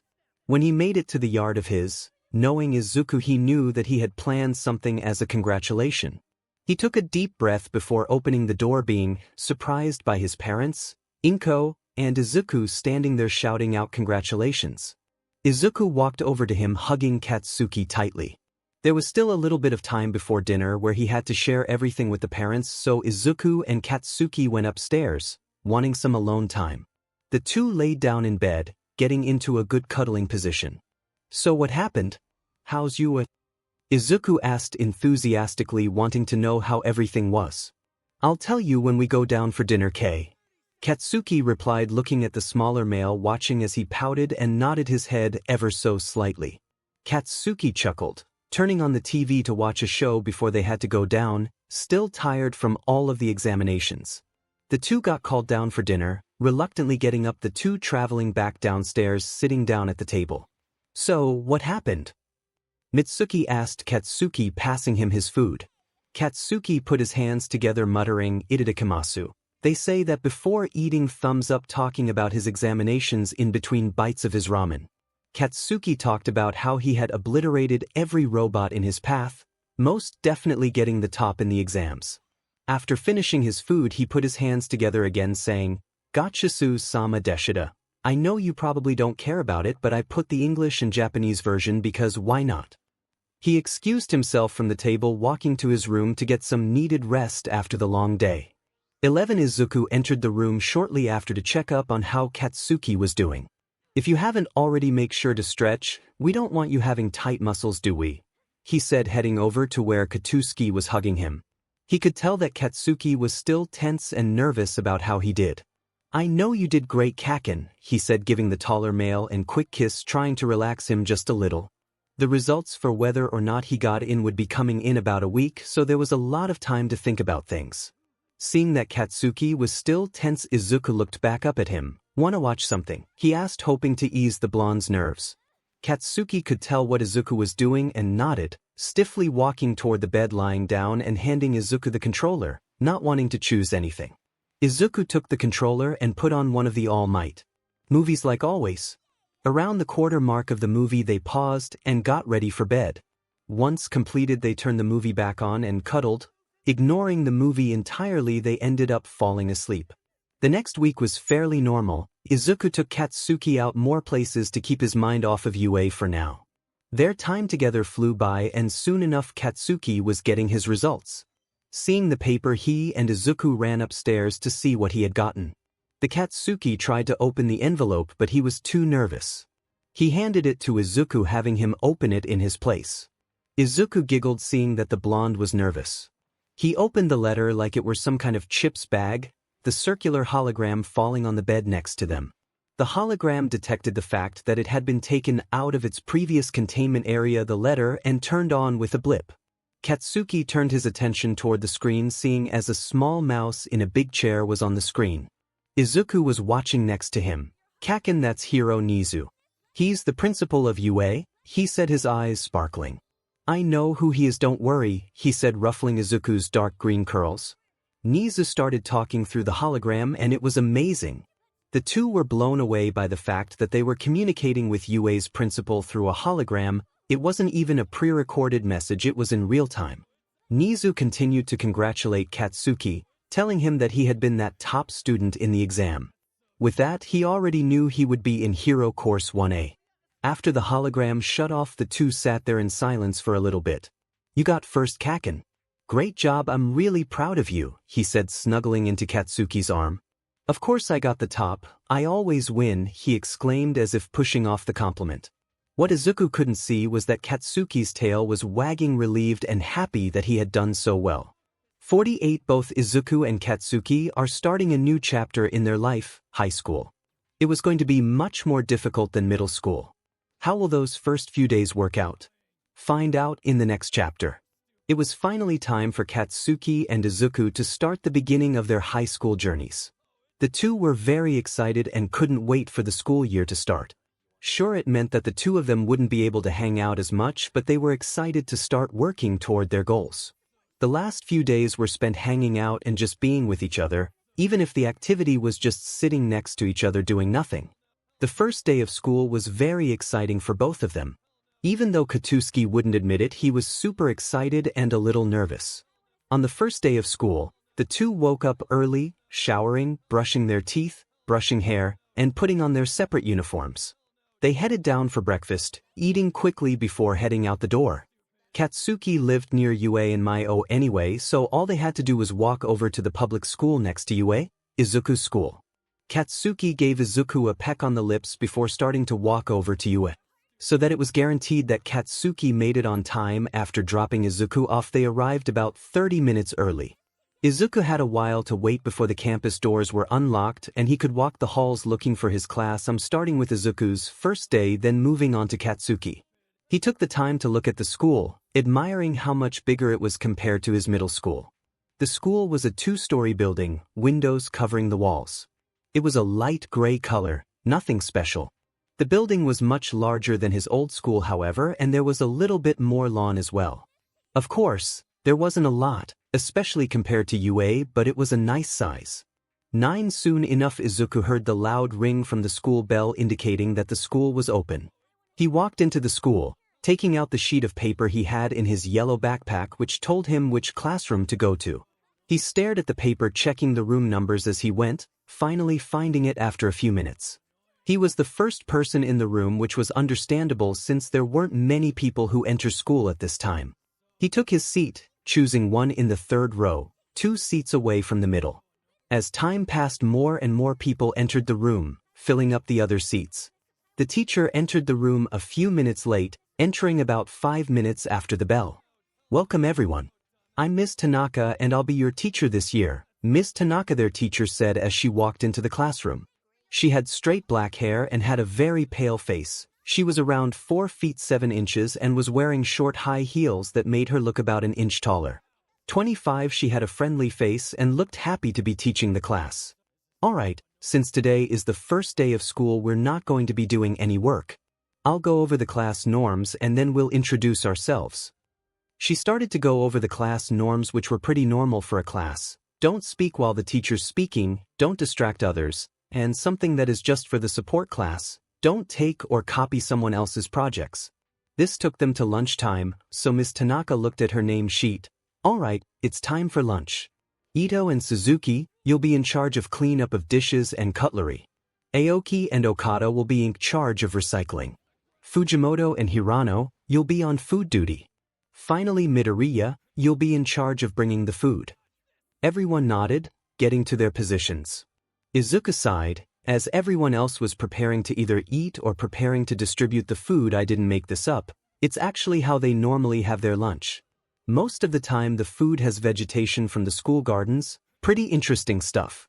Anyways, normally about 2 or 3 people go to grab the cart of food, but for story purposes, we're ignoring that he had to go and find the kitchen and grab the class's food cart." He walked out the door and started to walk around searching for the kitchen. Of course, it had to have been me who got the duty of getting the food cart on the first day of school. Where even is it? Luckily, his class was on the 1st floor, so he didn't have to worry about finding the elevator as well. He continued to walk around, trying to find the kitchen. He was looking to his right when he bumped into someone. "Oh my gosh, I didn't see you there, sorry," Izuku said, nervously looking up, hoping he hadn't bumped into a bully. He looked up to see an older male that looked like he was a 3rd-year student in the school. The older male looked at the greenette. "Wow, he's so cute, smells nice too. Maybe I can get him to like me," he thought as he smelled the air, reaching out his hand. "No problem," he said. Izuku reached out and grabbed his hand, lifting himself. "Hi, I'm 𝗬𝗬, what's your name?" the older male asked with a friendly face. "Oh, I'm Izuku, nice to meet you," Izuku replied, smiling brightly. 𝗬𝗬 led Izuku over to the kitchen area since he had that duty as well. They talked about themselves a little, Izuku sharing that he was quirkless. When they were about halfway back to Izuku's classroom, 𝗬𝗬 pushed him onto the wall, coming closer and closer to him. "You know, you're pretty cute," he said as he kept closing the distance between them. 8. Please stop, Izuku said as he tried to push 𝗬𝗬 off. He was too strong, however, and was easily able to deflect the Omega's hands. "You smell good too." Other Omega would have loved this opportunity, getting to be pinned down by me. They all come running to me asking for my help with their heats. He got closer to his sweat glands, taking more of Izuku's minty scent, when suddenly he smelled something else. "What's that smell?" "It smells like chili peppers. There's no way that's your scent," he said, taking a closer look at his neck. "So you're already marked, huh? Well, I didn't want a quirkless Omega anyway." Shoving Izuku down to the ground, he left. Izuku sat there shocked. What had happened? He thought, speechless. He picked himself up and brought the cart back to his class. "Where have you been, Midoriya? The whole class has been waiting on you," Miss Tanaka said with a slightly upset tone due to the lack of lunch. Sorry sensei, I got lost on my way to the kitchen. Sorry if I took too long. 16 Ms. Tanaka sighed. It's alright. It's the first day of school after all, you're not necessarily going to know where everything is. Izuku gave the cart to Fujimoto and Hirano, who were in charge of distributing the meal, and sat down preparing for the meal. People were called by rows, lining up to get their lunch. Izuku wasn't too far back, so he got his lunch pretty quickly and it looked delicious. In the middle of the tray, there was a bowl of fish meat, broccoli, and cauliflower. On the side, there was a bowl of white rice, some miso soup, and a carton of milk. Once everyone sat down, they put their hands together. "Itadakimasu," they said before digging into their lunch. Once some of the faster eaters had finished their food and the people distributing had gotten theirs, they rushed up, taking the small number of leftovers, sometimes doing rock, paper, scissors to determine who would get it. 5. Gatsusu-sama-deshita, they said before taking their dirty dishes and returned them to the table, being put in the cart by the cleanup people. The milk cartons were taken by the recycling duty kids as they went and rinsed out the cartons and put them in the recycling. Izuku took the cart back to the kitchen quickly, this time hoping not to bump into 𝗬𝗬𝗧𝗏. Luckily he didn't and was able to return the cart and enter the classroom again without seeing 𝗬𝗬𝗧𝗏 once. He sighed and sat back down in his seat. Everyone sat back down and Ms. Tanaka made everyone introduce themselves. She had it go by rows, people introducing themselves in order and not at random. Alright, state your name, quirk, what school you used to go to, your second gender, and something about yourself, she said before pointing to the student that would start them off. Hello, my name is Ito Hayashi, just call me Ito though last name's first name second. My quirk is called manipulation, meaning that I can manipulate the molecular structure of an inanimate object. I used to go to Aldra Junior High School. I'm a beta and I like coding. Hello, my name is Fujimoto Kana. They continued to introduce themselves, the line getting closer and closer to Izuku. Finally, it came to Izuku. He took a deep breath and stood up. Hello, my name is Midoriya Izuku. I am quirkless and dash. As soon as the class heard that Izuku was quirkless, they started to laugh, whispering to each other insults about Izuku. The teacher looked at the students angrily. I said, "No noise in my classroom," she shouted, causing all of the students to flinch and shut up. Ms. Tanaka then looked at Izuku. Go ahead and continue, Midoriya. Izuku nodded meekly before continuing. I used to go to Aldra Junior High School. I'm an omega and I really like heroes. He sat down quickly, not wanting any more attention. The school year was already starting bad and he didn't want it to get worse. Ms. Tanaka gave him a sympathetic look before paying attention to the next student. The rest of the day was spent introducing everyone, and many people talked with the people sitting next to each other. Izuku, however, just sat there listening to all of the students talk about their quirks as he wrote them down. 14 Once class ended, he went to his cleaning duty, cleaning the bathroom with some other people. Once he finished and was able to go, he quickly walked through the hallways, hearing people jeer at him as he went. He felt really sad, knowing that Katsuki would ask him what happened if he smelled the upset pheromones. He made sure he was peppy, ignoring the mean comments. Excited to see Katsuki after the long day, he picked up the speed and rushed out the door, running up to Katsuki, hugging him. Katsuki dropped off Izuku, hoping that Izuku had a good day and that the other students weren't that mean. He was happy that he had already marked Izuku, because then other alphas would more or less avoid him. UA was only a few blocks away, so it wasn't a very long walk. He made it to the front of the school just as a few students started to enter the school.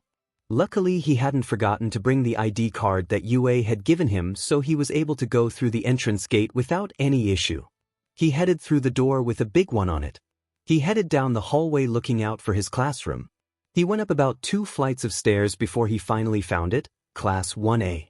He entered the class seeing only a few students. What a bunch of nerds, he thought to himself as he took the farthest left seat in the front row and waited for the school day to start. 6 people continued to trickle in. One with blue hair and glasses headed over to where Katsuki was seated, legs on the table. Take your feet off of that desk now, he said, his arm moving in a slicing motion. He said, not really caring.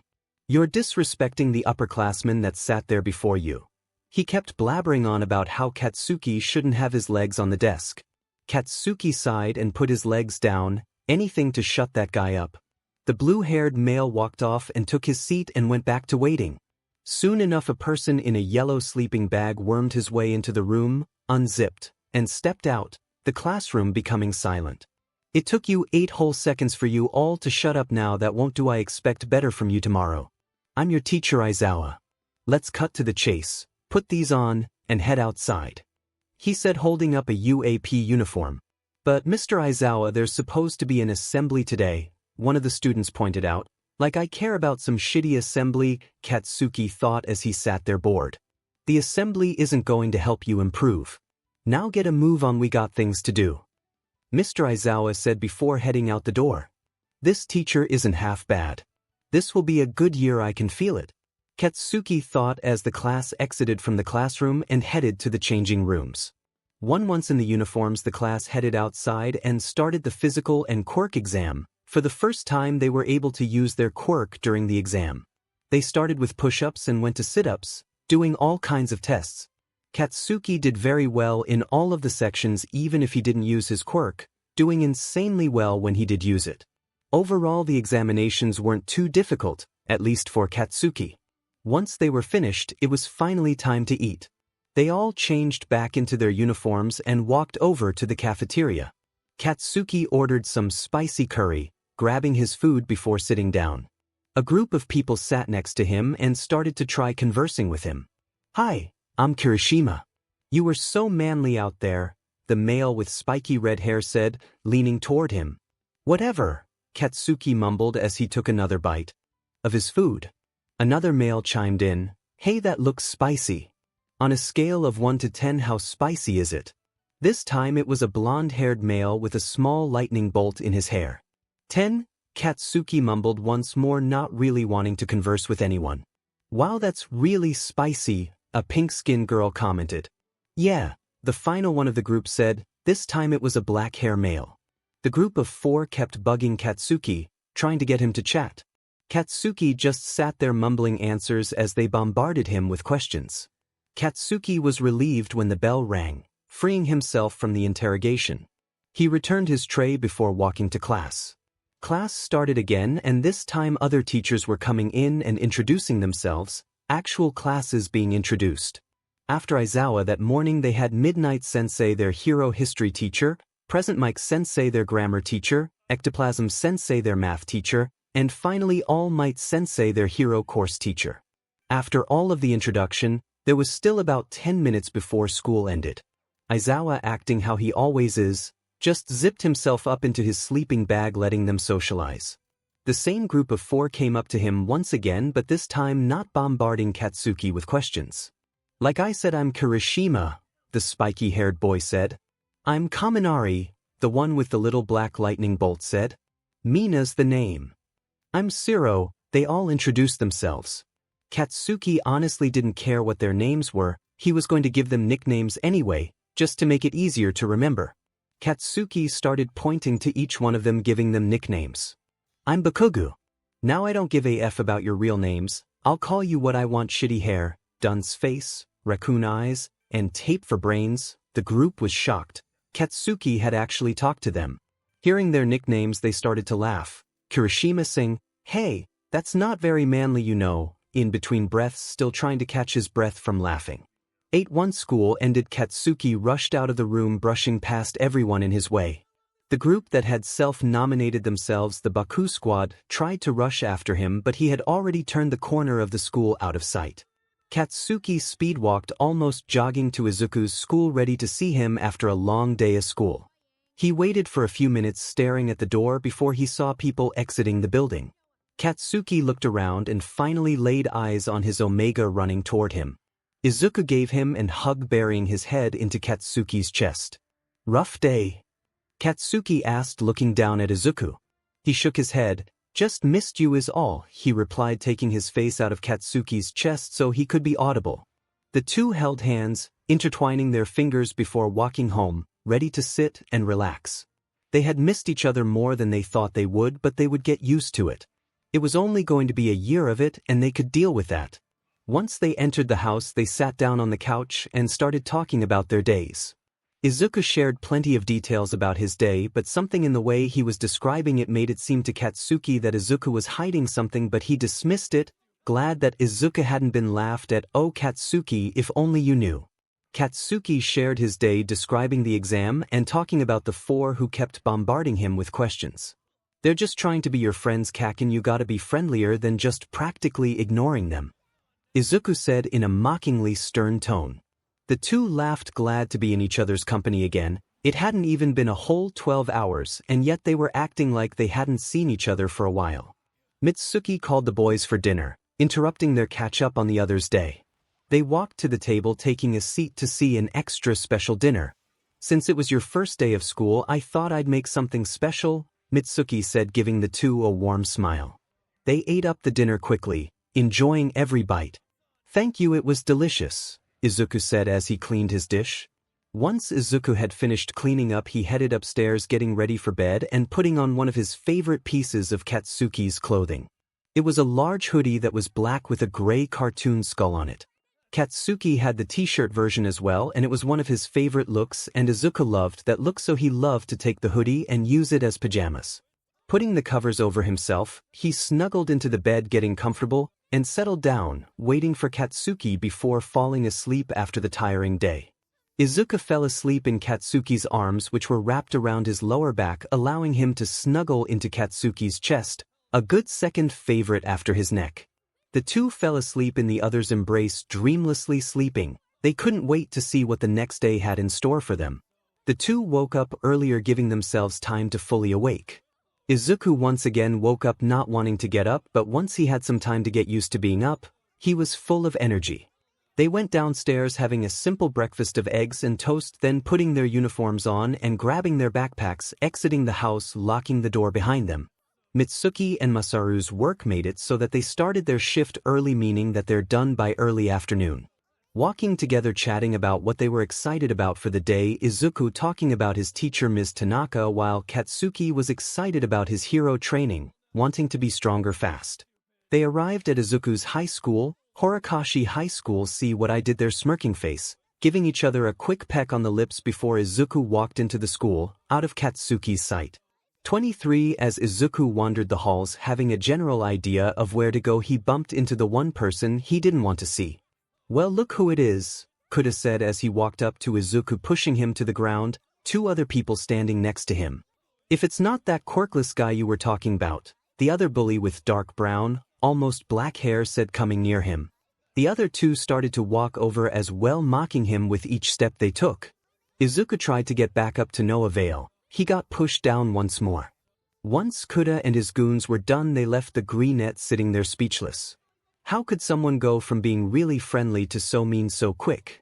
Izuku thought as he got up, picking up his bag once more before walking through his classroom door. Well, at least it's just verbal, he sighed before sitting down, ready for another long day at school. The day was like any other school day, with the class being introduced to what they were working on for that unit.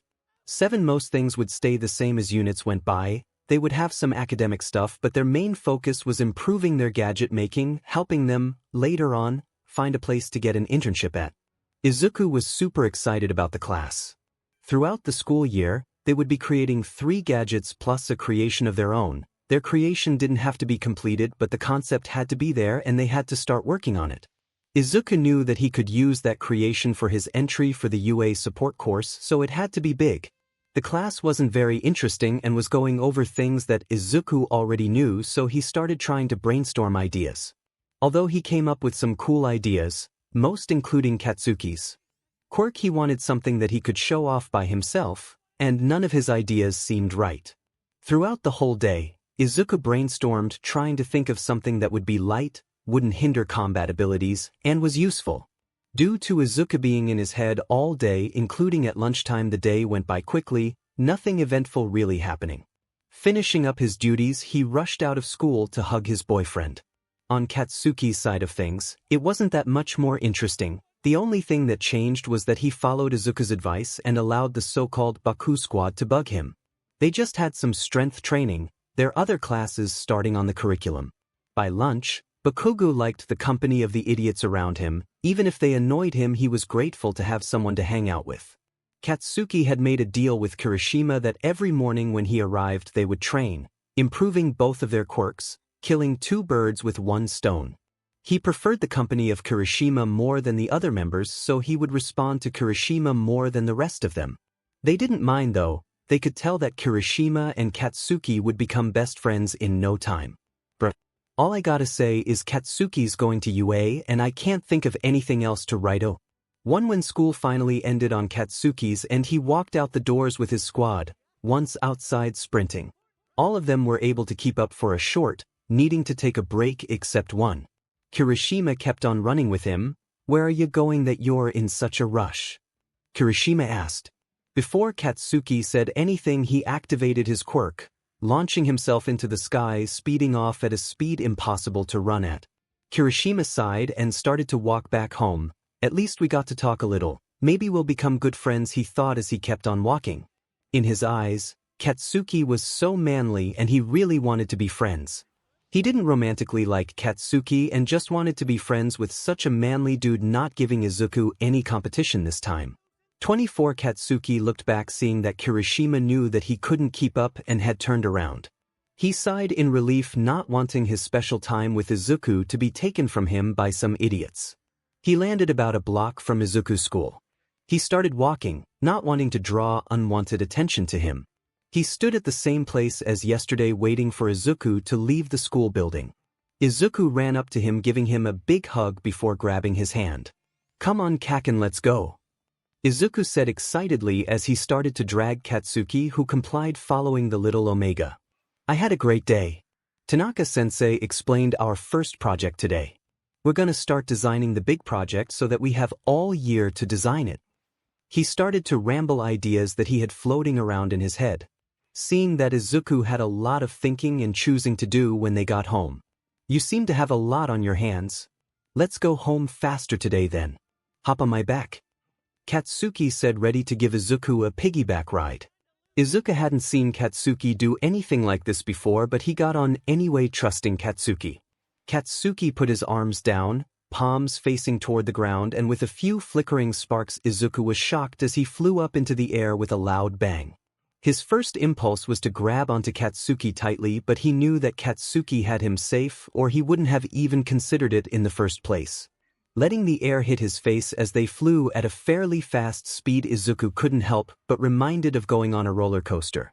6 As 𝗕𝗁𝗵𝗲 was walking to the train station to get back home, he heard a loud bang from not too far away. Sounds just like the one from Bakugou earlier, he thought as he looked around.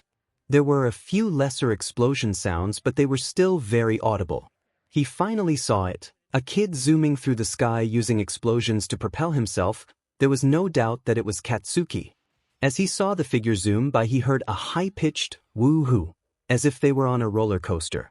𝗕𝗁𝗵𝗲 hadn't known Katsuki for very long, but he knew that wasn't his voice. Looking at the speeding figure, he caught a glimpse of a green puff before it became out of sight.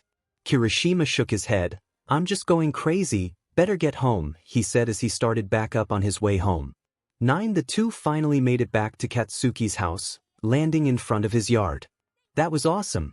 We went so fast and it was like a roller coaster. We should do that again sometime," Izuku said as he got off of Katsuki's back. "Yeah, it's fun, huh?" Katsuki said. He had always taken for granted the flying around and it was really fun. "You're really lucky that you can do that. Not a lot of heroes can get places quickly," Izuku pointed out as they walked inside. That's when it hit Izuku, exactly what would wow the crowd and be very useful for a lot of heroes. "That's it, I got it," he said, running, making sure he didn't trip as he flew up the flight of stairs. Izuku got out his notebook, writing down some of his new ideas, narrowing it down to one. He started to write what kinds of machinery it would need before making an initial sketch.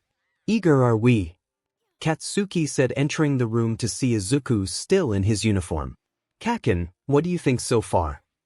"Looks good. All you should do is make sure that it's easily storable for combat." The two kept talking, Izuku coming up with ideas and Katsuki advising slight tweaks to make it better. After about an hour and a half, Izuku had finally finished his prototype design. It was going to be a lot of work to pull off, but Izuku knew he could do it and was looking forward to seeing the finished product. Finally, after all of that work, Izuku changed into some more comfortable clothes. It was pretty late, so when he headed downstairs it was already dinner time, saying their thanks before digging in. The day had been good and Izuku was really excited to start his project tomorrow.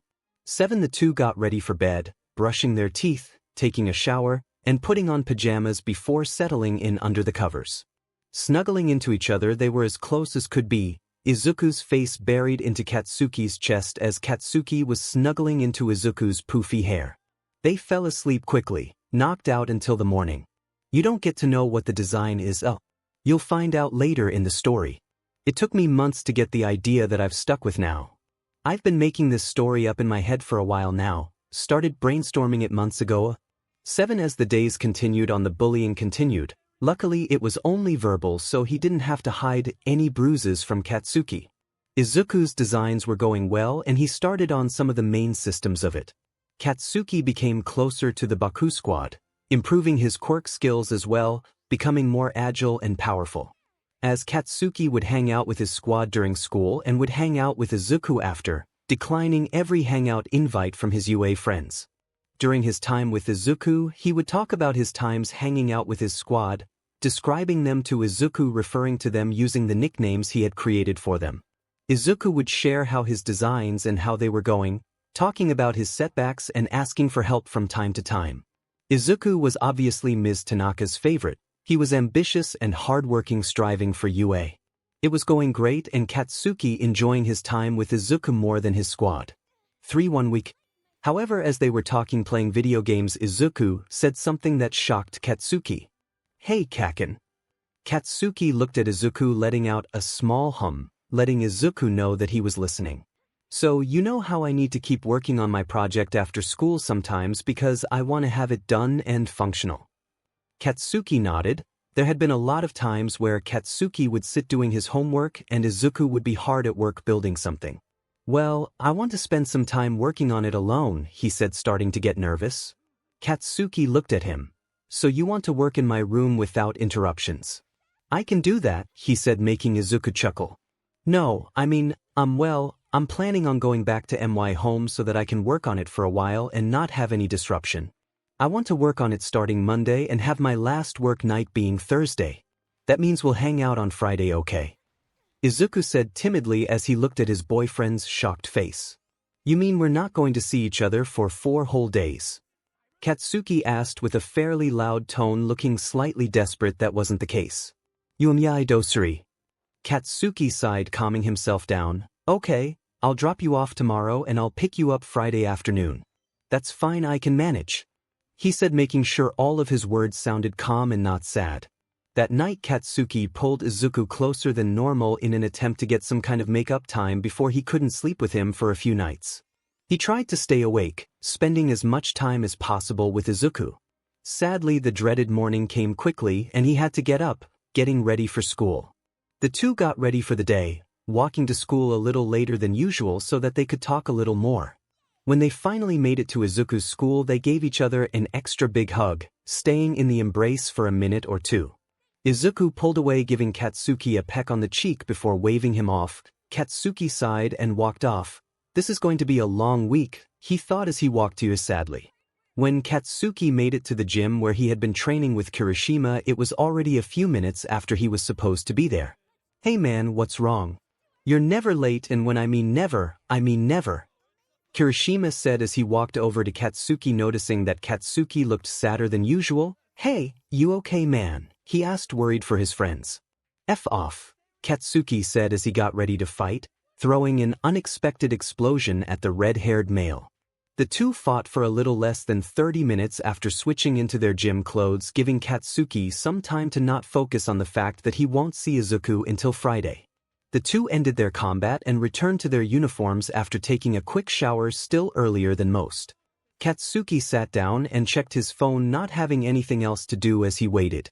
The second his phone lit up, he saw a text from Izuku. "Have a great day at school, Kaken," it said, making Katsuki smile.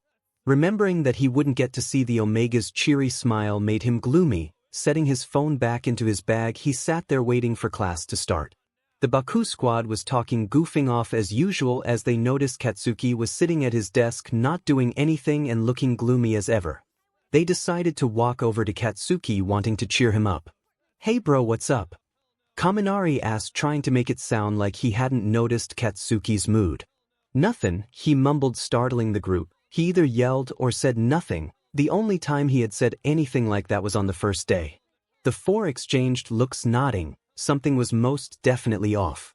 Looking at Katsuki again, they noticed that his ears were slightly down and he wasn't emitting such a bold, chilly smell as normal. "Hey, something clearly happened, what's up?" Kirishima asked, incredibly worried. "I said I'm fine now, leave me alone," Katsuki said, explosions flickering from his palm. 𝗧𝗵𝗲, Mina, Kaminari, and Kirishima sighed, returning to their seats before Aizawa walked into the room. 13 Usually when school ended, Katsuki would rush off, turning left and using his explosions to boost past his friends. However, this time he turned right, not even breaking into a jog as he glumly walked home. His squad followed him, trying to see where he was going, finding that he went home. They were absolutely confused. Where was he going normally? They chose to follow him the next time he turned left. This continued for the whole week, Katsuki coming to school more sleep-deprived every day, trying his best to get the most of Izuku's scent that he possibly could. It wasn't any better for Izuku. He tried to keep his motivation high as he dealt with 𝗬𝗳, staying up to work on his project. It also gave him some time to pick out a gift for Katsuki without having to hide it from him. Sure, his birthday was in 2 weeks, but he wanted to get him something special, something he would cherish forever.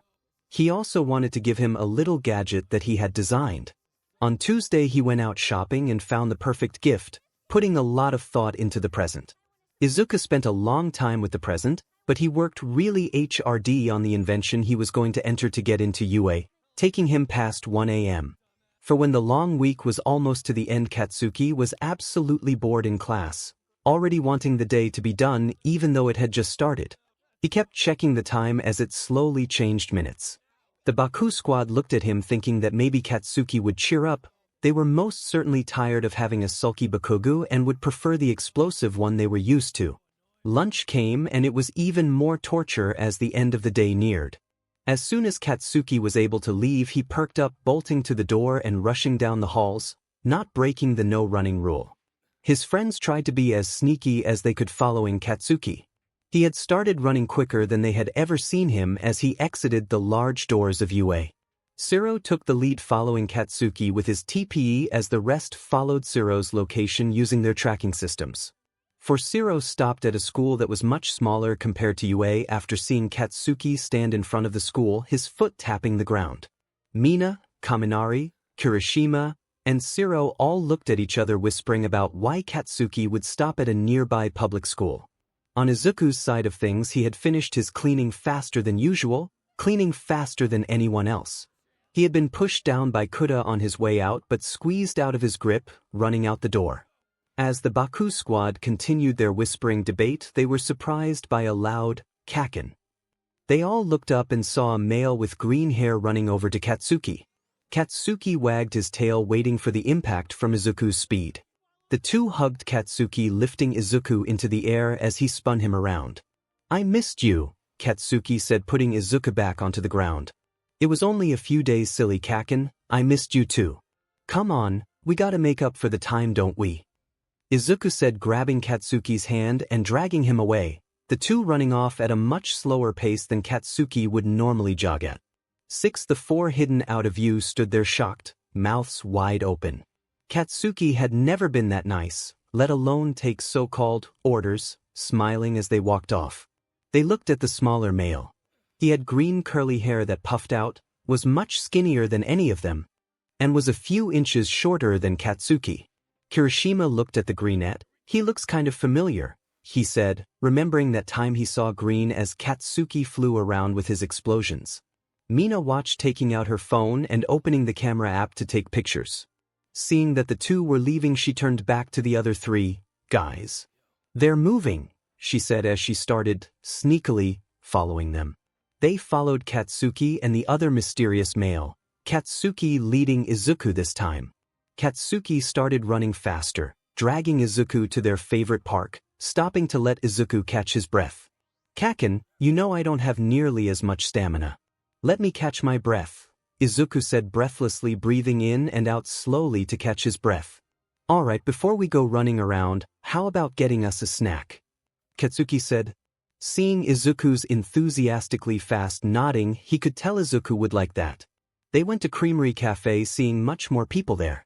It was understandable though, because it was finally starting to warm up, meaning that ice cream could be enjoyed once more without freezing. They ordered 1 2-scooped ice cream to share, Katsuki paying after Izuku insisted he pay, losing to Katsuki. They found a seat outside, giving each other bites of the ice cream like every sappy romance story ever. Sorry, I just had to put it in there. Mina was thoroughly enjoying this, taking many pictures of the two, awing at how cute they were while the others were still super confused. 16. They continued to follow the two around, Izuku talking about some kind of project that he was working on from time to time, mostly asking about Katsuki's time at UA. They had seemed to run to all areas of the park, finally calming down as they were now just walking and talking, Katsuki's hand on Izuku's waist pulling them closer. Why are they acting like that? 𝗧𝗏 asked, still completely dumbfounded. Mina looked at 𝗧𝗏 offended. He's clearly in love. Look at the clues, you unobservant idiot. Who are you calling an idiot? You're the one who did the second worse on the latest quiz. You didn't do much better. Mina and 𝗧𝗏 continued to argue, catching Izuku's attention. He turned around, still talking with Katsuki. Hey Kaken, do you know those people? They've been following us for a while. Izuku said as he pointed to the 4 teenagers that were either squabbling or trying to calm them down. 14. Katsuki looked shocked, angrily stomping over there. Izuku followed Katsuki, not wanting anything to happen to the 4. What are you idiots doing here? Was what silenced the 4, looking over to see Katsuki stomping toward them and already pretty close to them. They started to run, trying to escape the enraged Katsuki. Kaken, are these your friends from UA? Izuku asked, excitedly, eyes sparkling. Yeah, Katsuki replied in a calm tone, the angry aura around him disappearing. The 4 walked back after seeing that Katsuki wasn't going to explode any of them. Izuku took a look at the 4, recalling the descriptions he had gotten from Katsuki on which was which. Starting with Kirishima, he pointed at him, your shitty hair, right? Moving on to the others. You must be dunce face, raccoon eyes, and tape for brains. Kaken always talks about you guys, he said in the friendliest tone, shocking them once more. Sorry, I don't really know your real names. Kaken would just talk about you with the nicknames he gave you, he said nervously. 10. It's alright man. I'm Kirishima, the pink girl that's Mina, the one with a lightning bolt in his hair is Kaminari, and the one with strange elbows is 𝗧𝗏. Izuku looked at them intently, putting their names in his notebook that seemed to appear out of thin air, giving them separate pages for notes later on. I'm Izuku Midoriya, call me whatever you'd like, he said, smiling widely. Cool Mido bro, Kirishima said, happy that the greenette was taming the angry blonde. Baku bro, was the reason you were so down was because of Midoriya? Kaminari asked, the gears in his brain still turning. Oh, good. Is Midoriya your boyfriend? Mina asked, excitedly wanting the answer to be a yes. Yeah. Has Kaken never talked about me? Izuku said as he looked up at Katsuki, then back at the 4. They all shook their heads. Oh, Izuku said, slightly disappointed, looking back up at Katsuki wanting an answer. Katsuki sighed, I didn't want my time with you to be altered, and I didn't want to be asked about it all of the time by everyone in my class. Like that gossiper right there, he said, pointing to Mina. I know that this information is cool and important, but you can't tell anyone. They'll find out about him soon enough, and I don't want to be bugged about it, Katsuki said, pointing at each one separately, making sure they didn't tell anyone. They all nodded, Mina pretending to zip her mouth, lock it, and throw away the key. 5. So what's your quirk? Mina asked, incredibly intrigued by the greenette. Oh, well, actually I don't have one, Izuku said, rubbing the back of his neck. The 4 looked shocked. You're quirkless, they all exclaimed. None of them had ever met a quirkless person before, and they didn't think that they would meet them through Katsuki. Izuku seemed nervous, not knowing how they would react to that information. Seeing that Izuku was tense and seemed a little scared, Katsuki put his hand on Izuku's waist. Shut the F up, you idiots. Katsuki screamed, not wanting his omega to be frightened or uncomfortable. The 4 shut themselves up, calming down once more. Kirishima was the first one to talk. Sorry, I've never met a quirkless person before, it was kind of shocking. Sorry if I startled you, bowing in apology. Ah, You don't need to bow. It's okay, I just get nervous when other people find out. They usually judge me because of it. Sorry to hear that, bro, Kaminari said looking at the greenette. 11 The Baku squad kept pestering the two with questions, Katsuki refusing to answer as Izuku gladly answered the not-so-personal questions. They never found out any dates for when they had gotten together, but they did learn any interesting facts. The first thing that they learned was that Izuku and Katsuki were childhood friends, having hung out with each other practically since they were born. They found out many cute things like how Katsuki and Izuku slept with each other, and when they weren't they couldn't really sleep. The most shocking for them was to learn that Izuku, who was not only quirkless but an omega. They felt bad for him, feeling good that Katsuki was protecting him. 𝗧𝗪 made the stupidest remark that was to ever come out of any of them. Not gonna lie, you're pretty cute, he said, making Katsuki's BLD boil. Oi, back off. He's mine. Katsuki yelled proudly, showing off the bite mark on Izuku's neck. The four looked shocked once more. Wow, he must really be committed, they thought, standing there silently, 𝗧𝗪 immediately regretting the fact that he called Izuku cute. Luckily Izuku had been there and wouldn't let Katsuki murder his friends, but he didn't go to UA, so he knew he was dead meat when he arrived back at school. Now leave, Katsuki said, giving them all a death glare before turning back to Izuku. Let's go home, he said, dragging Izuku to his house, ready for cuddles after what seemed like forever. I'm glad you have better friends now, Kaken, Izuku said calmly as he was dragged by Katsuki. Katsuki clicked his tongue to the room of his mouth, making his classic as he continued walking, heading all the way back home. They set their bags down, switching into more comfortable clothes, and took a seat on the couch, watching a movie. Katsuki went to the kitchen, only grabbing Izuku's favorite snacks to make it up to him for not telling his friends about him. Sorry about that. They've been bugging me all week, Katsuki said as he set down the snacks, handing Izuku a cup of lemonade. Izuku looked at Katsuki with a grin. It just means that they care. You have much better friends compared to before. I'm glad you've made such good friends.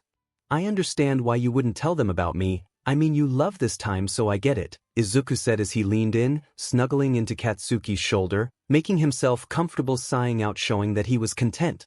Katsuki sighed in relief. At least he isn't mad, he thought as he too got comfortable, turning on one of Izuku's favorite movies.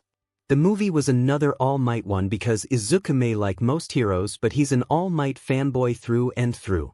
Although most of the so-called movies, if you can even call them that, were documents and interviews, this one was different, making it both of their favorite All Might movies. This movie focused on one big fight, showing All Might beat a very tough villain.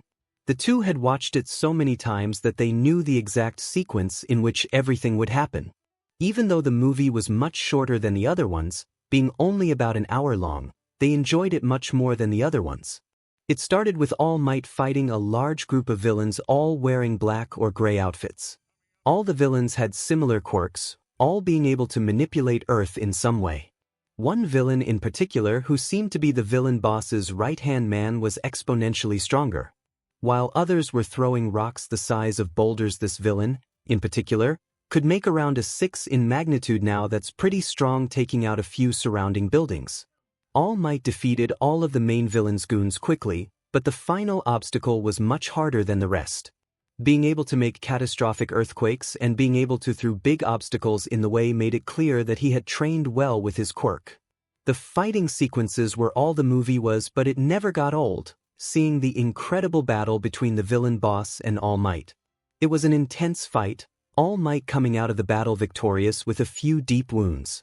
For once the movie was finished, Katsuki got up, grabbing a blanket for the both of them as they continued to watch shows.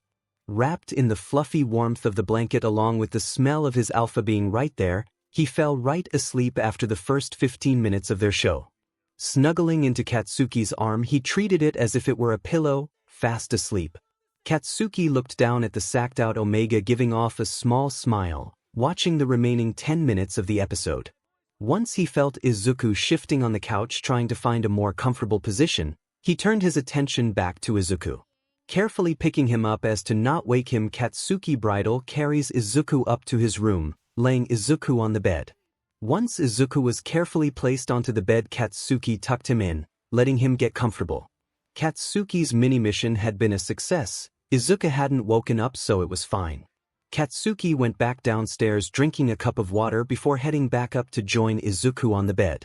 Katsuki made his way onto the bed, slowly making his way under the covers so that he didn't disturb Izuku.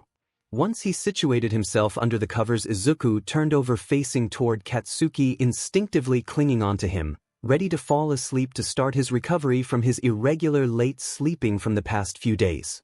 After a few minutes, the two were turned toward each other, hugging each other, knocked out from the long week. Mitsuki would have yelled at Katsuki, telling him that dinner was ready, but she knew it had been hard being apart from Izuku for only a little amount of time. The two ended up falling asleep, skipping dinner. Morning came quickly for the two, having slept very well, not only because they were together again, gee, it's good to be together again from one of the Muppets movies, rolling on the floor laughing sorry not sorry, but because they were exhausted from the busy week. 7 Katsuki was the first to wake up, getting out of bed and stretching. He looked back at Izuku, making sure he didn't wake him. Izuku, still unconscious, started moving his arms trying to find Katsuki. He couldn't find him, but he did find his pillow, grabbing it and stuffing his face into it, getting comfortable once more. Katsuki smiled at how cute Izuku was being. He headed downstairs slowly, still not super awake. As he walked down the stairs, he was hit with sunlight. The hallway to the stairway had no windows, and all of Katsuki's had their blinds covering them. It felt like he was being blinded due to the large difference in brightness. Squinting, he continued down the stairs, finally reaching the bottom. Mitsuki and Masaru were already up watching TV, making the most of their day off. Usually, they had to work, even on the weekends, but tomorrow was Katsuki's birthday, so they had taken the weekend off. Just pretend that there was a magical time skip of a week.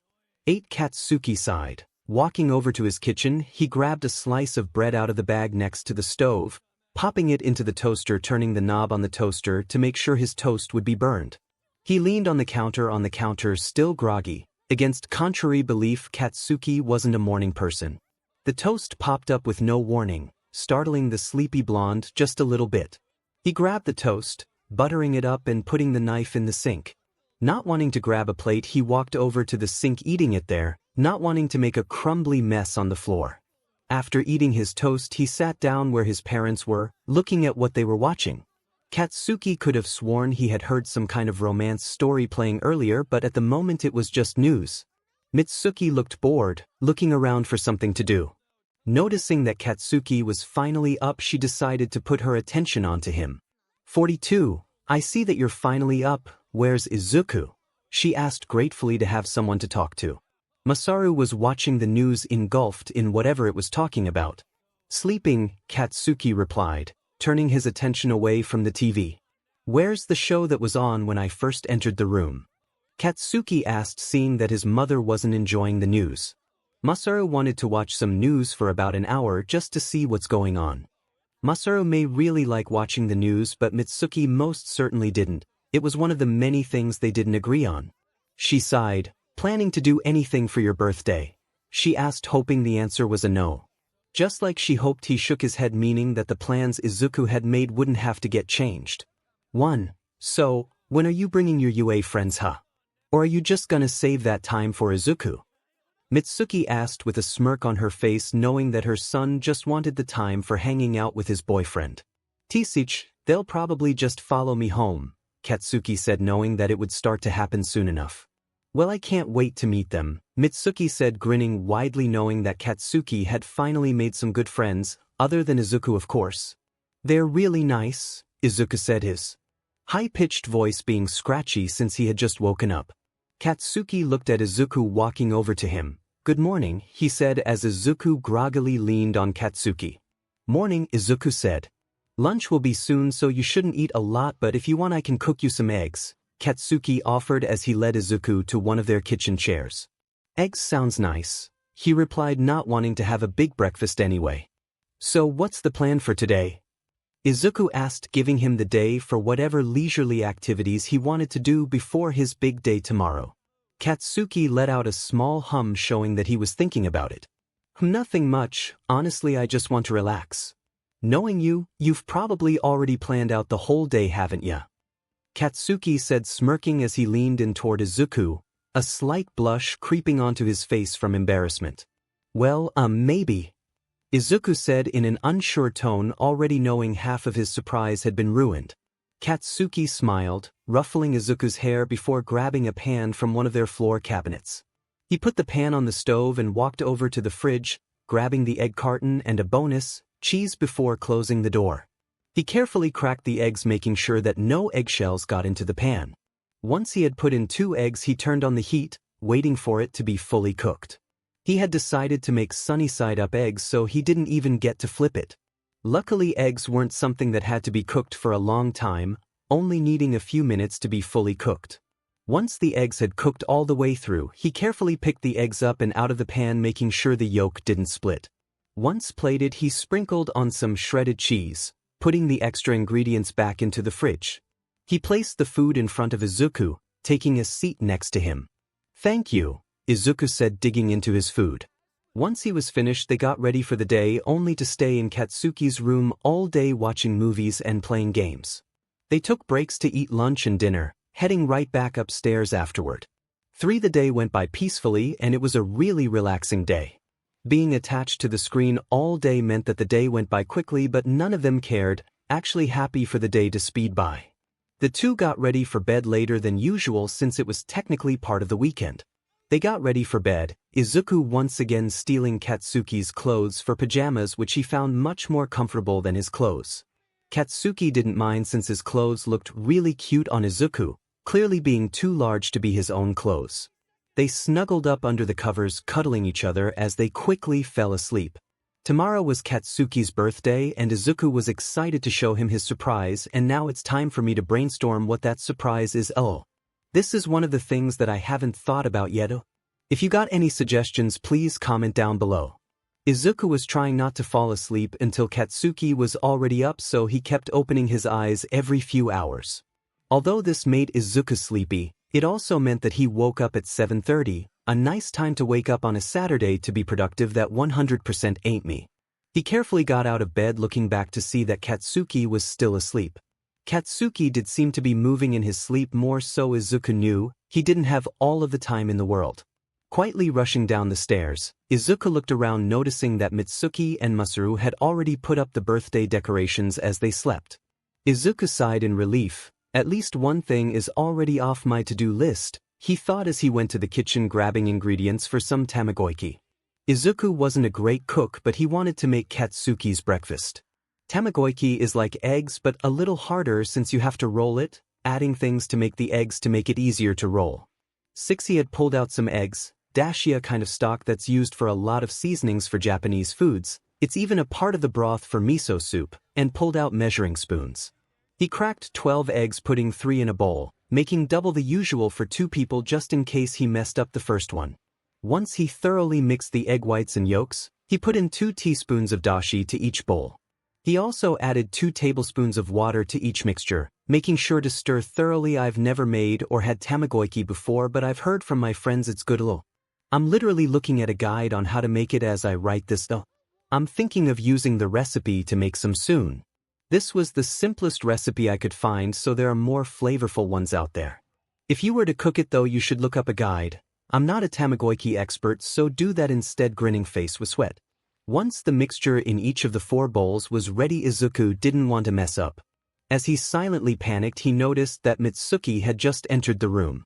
Feeling kind of relieved, he asked Mitsuki for help from that point on, so he didn't mess anything up. If you're wondering why he's putting the ingredients into separate bowls, which you're probably not, it's so that he knows how much to use to make one roll. Mitsuki started by helping him by telling him how much to pour in. Alright, the layer should be fairly thin. Even if it doesn't seem like enough, move the pan around to spread it around. If it still looks too little, just add a little more, Mitsuki said as she showed him how he would move the pan around without making a mess. Izuku nodded as he grabbed the first bowl, adding some of the egg mixture to the pan. He sloshed it around, making sure it spread around. Now, once it's about halfway cooked, you have to start rolling it, she said. Izuku nodded. All I have to do is roll it carefully. How hard could that be? Izuku thought to himself as he waited for the eggs to cook just a little longer. Alright, start rolling the eggs now, she instructed. Not wanting to make Izuku feel like she did most of the work, she let Izuku do it by himself. With a slightly shaky hand, Izuku lined the spatula up with one end of the egg rectangle. In Japan there's a pan specifically made for cooking 𝗵𝗃𝗁𝗧𝗵𝗃, so that's the pan I've been referencing. You can use a normal frying pan as well. 2. Izuku so far had been doing well. He had made one successful roll and was starting the next, but he tore it. "Ah, I tore it," Izuku said sadly with a look of disappointment. "Hey, it's okay. It's your first time making 𝗵𝗃𝗁𝗧𝗵𝗃, isn't it? Don't beat yourself up about it, you're going to be prone to mistakes. Besides, one little tear isn't the end of the world, you can keep rolling that one even," she said, reassuring Izuku as he kept rolling, making a successful roll of egg. He put some more of the mixture from the same bowl into the pan with the little roll, letting the egg seep under the roll as instructed by Mitsuki. As he kept slowly rolling, he kept making mistakes. Whether it was tearing it or burning it, he still was able to make 4 rolls. He wrapped them in a paper towel to keep them nice and fluffy as he waited for them to cool. Once they were done, Izuku took them out of the paper towels and cut them into smaller pieces. I'm not going to be putting pictures, so if you want to know what 𝗵𝗃𝗁𝗧𝗵𝗃 looks like, then just search it and go to pictures. For Katsuki woke up around 8 to an interesting aroma. It smelled kind of burned but overall smelled nice. He followed his nose down the stairs and into the kitchen. By this time Izuku was plating the final 𝗵𝗃𝗁𝗧𝗵𝗃, grumble catching his attention. He looked up, turning his attention to the blonde. "Good morning, Kaken," he said with a large grin on his face. "Morning," he said as he looked at what Izuku was doing. Seeing the plated 𝗵𝗃𝗁𝗧𝗵𝗃, he looked back up to Izuku's face. "You made this?" Katsuki asked, surprised that Izuku would have tried something like this. "Yeah, Auntie really helped though. I couldn't have done it without her help," he said as he rubbed the back of his neck. Katsuki ruffled Izuku's hair as he started to walk to the dining table. "Good job." Izuku looked at Katsuki with a puzzled look. "But you haven't even had any yet," he said as he started to bring the first 2 plates to the table. Izuku had successfully made the 𝗵𝗃𝗁𝗧𝗵𝗃, meaning that none of it had been thrown out. So that meant that there was enough for Mitsuki and Masaru as well. They all sat down, putting their hands together, saying 𝗕𝗏𝗃𝗁𝗧𝗵𝗃 in unison before digging in. Even though it wasn't close to beating some of the best 𝗵𝗃𝗁𝗧𝗵𝗃s that Katsuki's had, it was the thought and love that Izuku had put into it that made it his favorite. One part of Katsuki's roll was burned and another was a little too gooey, but he really liked it and was proud of Izuku. He had never seen Izuku cook before, so he thought it was a great first try. "Not bad, nerd," he said, looking at the greenette, who was already looking pretty proud of himself that he probably didn't give anyone food poisoning. He looked at Katsuki, seeming to grin from one ear to the other, glowing with pride. "Thanks, Kaken," he said, taking another bite of the 𝗵𝗃𝗁𝗧𝗵𝗃. Even though it wasn't perfect, Izuku was proud of himself, hoping that Katsuki was having a great start to his birthday. It would be a lie to say Katsuki wasn't enjoying the first part of his birthday, already feeling special. 3. Once they finished their meal, they put their hands together once more, saying thanks, 𝗏𝗔𝗂𝗵𝗏.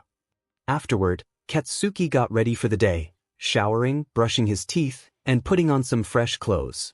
Once that was done, Izuku dragged him out the door, making sure to grab the money that he had specifically set aside for today. The 2 walked out the door, Izuku heading toward Masudafu Station.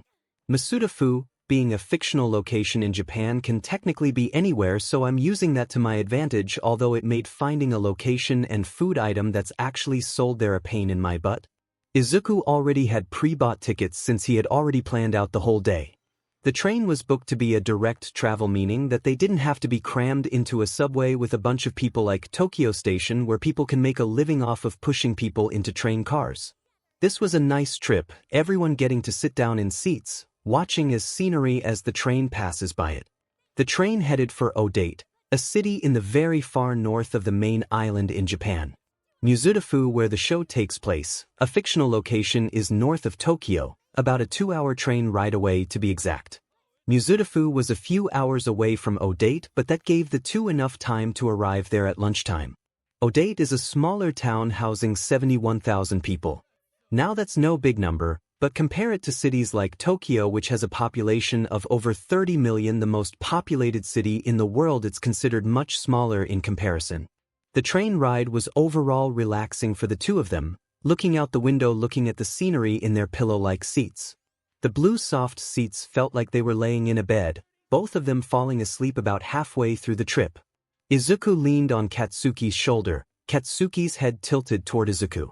As the two slept, appealing mountains, meadows, and rice farms zipped by in an instant due to the speed of the train. 5 As the train slowed, it dinged loudly, causing the two to wake up, leaving the train. Izuku started dragging Katsuki once more to a local store, not a restaurant but a store connected to the station.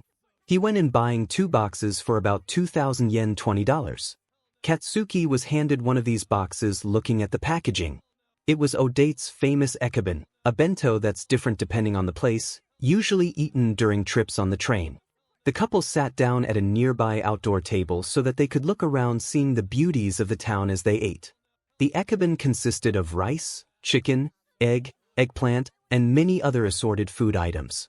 They put their hands together saying, 𝗧𝗵𝗃𝗫, before digging in. As they ate, they looked around, seeing the trees sway in the slight breeze. The breeze that hit their faces was relaxing. The food too was delicious. After a few stressful weeks, the relaxing day was nice, not having any specific place to go at a certain time. Soon enough, after doing some walking around and buying snacks for the train ride home, the two traveled back to the station to catch their train. Even though his time in Odate was short, Katsuki enjoyed the relaxing atmosphere.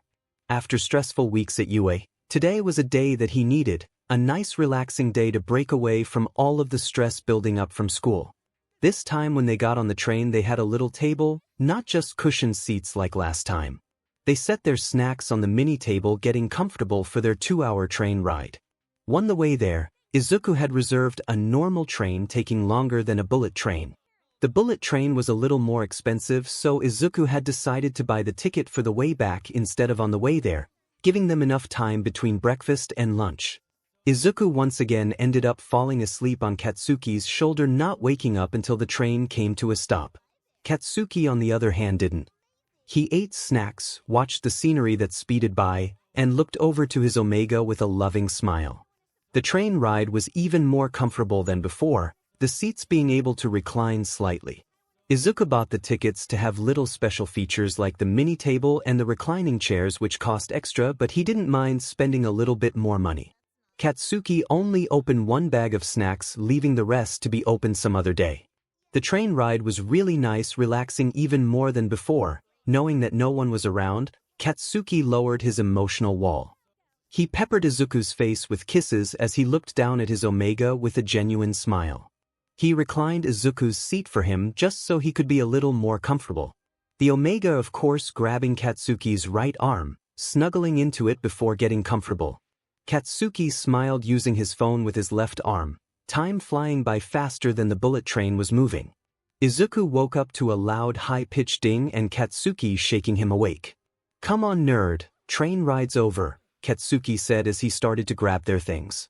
The two exited the train, making their way out of the station. Katsuki and Izuku didn't go anywhere else and just headed for the Bakugou household. Izuku skipped ahead of Katsuki, opening the door to see everything was ready.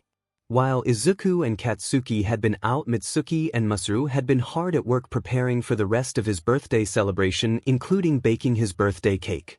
Now, not only were the decorations from earlier up, but the table was also decorated with a nice tablecloth and the cake, candles on the side. The tablecloth looked to be custom made for the fact that it was covered in little cartoon explosions and grenades.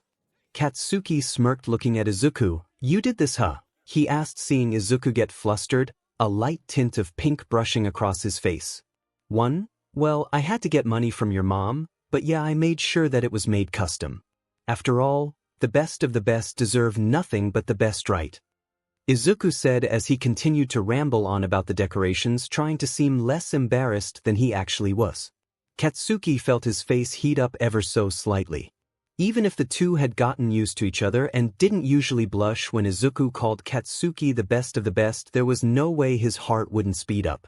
Katsuki leaned down, giving Izuku a peck on the cheek to stop the pointless rambling. "Thanks, nerd," he said as he walked over to the table, seeing a few wrapped gifts as well, some in boxes and others in bags. Izuku shook his head, clearing his head before sitting next to Katsuki. "Come on, Kaken, let's have some cake," Izuku said, pointing over to the cake, Mitsuki already cutting it into portions for everyone. Cutting the cake in half, then in fourths, and finally eighths. Mitsuki let Katsuki choose his slice. Katsuki chose the biggest slice cause that's what you do and grabbed a fork waiting for the rest to be distributed. As everyone started digging into their slices, Katsuki took some time to analyze the flavors. It was a vanilla cake with buttercream that luckily wasn't too sweet, some strawberry jam, and the chalky taste of fondant. The cake's nice. It's got a nice texture and the buttercream isn't too sweet, Katsuki said, him rambling about something for a change. Izuku giggled, glad that Katsuki was enjoying the cake. Okay, Gordon Ramsay, he commented, knowing well that Gordon Ramsay specialized in food more than pastries. 13 Katsuki finished his cake a little after Izuku getting up to put his dish in the sink. "Kaken, I got it," Izuku said as he snatched the plate away from him, heading to the kitchen to clean the plates. Once finished, Izuku grabbed his backpack from the front door before walking upstairs to hang with Katsuki. Izuku opened the door and Katsuki looked at Izuku with a confused look. Without even saying anything, Izuku knew what he was thinking. He had a look that screamed, "What are you doing with your backpack?" Izuku sat next to Katsuki on his bed. "I know you're confused as to why I have my backpack, but I'll explain. My gifts are in here," he said as he lifted the yellow backpack onto his lap. Katsuki looked at him shocked. "You didn't have to. Honestly, I thought that the trip earlier was the present," he said, looking at Izuku. "Well, I mean, yeah, it is part of the present, but it's not all of it," as Izuku said that he started rummaging for the first present. "Well, I didn't really know what to give you, so I got us something to use forever," he said excitedly, bringing out a book. Katsuki gave it a closer look to see that it was a photo album. "I was thinking that every year on our anniversary we could take a picture of ourselves so that we can show how we've grown. I already had my mom give me pictures from when we were younger so that we can have all of our years together in one book," Izuku said excitedly as he started to ramble on about each photo, smiling at the memories. Katsuki looked at the book, seeing multiple pictures for each year, showing them ever since they were little. Katsuki smiled as he looked at the photos. Izuku then stopped, suddenly remembering that he had more gifts to give him. "I know this is kind of cheesy, but I wanted to give it to you anyway. See, I have one too," Izuku said as he pulled out 2 bracelets. One had a green heart and the other had an orange one, both having matching engravings. The bracelets had "Always Love You" on them, making Katsuki snort at how cheesy it was. "Hey, I know it's cheesy, but it has a purpose. Not only does it say that we'll always love each other forever and ever, but that we'll always be together.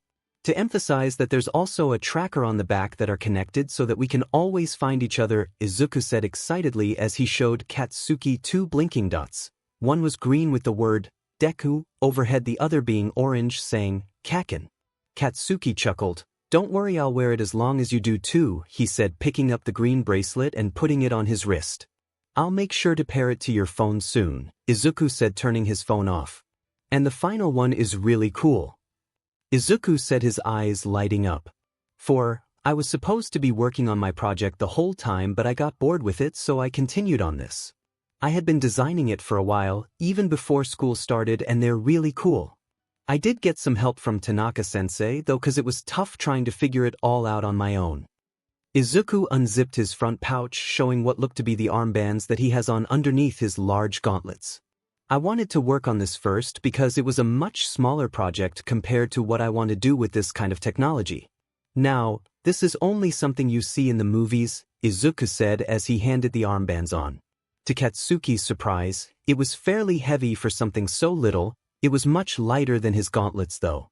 "I don't want you to use them right away because I still need to tweak it. This is just the prototype. You'll need these gloves too. They hook up with it," Izuku said as he grabbed some gloves identical to the ones he used now. Putting on the final piece, Katsuki waited for Izuku to give him some instructions on how it worked. "So, I want to use a sort of shrinking mechanism for my invention, so I made this first to try it out. Close your hand and make a fist. When you open your hand, something cool will happen," Izuku said, hoping that what had successfully happened while testing worked now. Katsuki made a fist and opened his hand, the armbands expanding into his gauntlets. Katsuki leaned back in surprise, muttering a quiet "whoa" under his breath as he kept opening and closing his hands, seeing it expand and compress almost seamlessly. "Do you like it?" Izuku asked, seeing that it had worked. Katsuki leaned over to Izuku, giving him a peck on the cheek. "It's perfect." Katsuki really wanted to start using the new gauntlets immediately, but he knew better than that.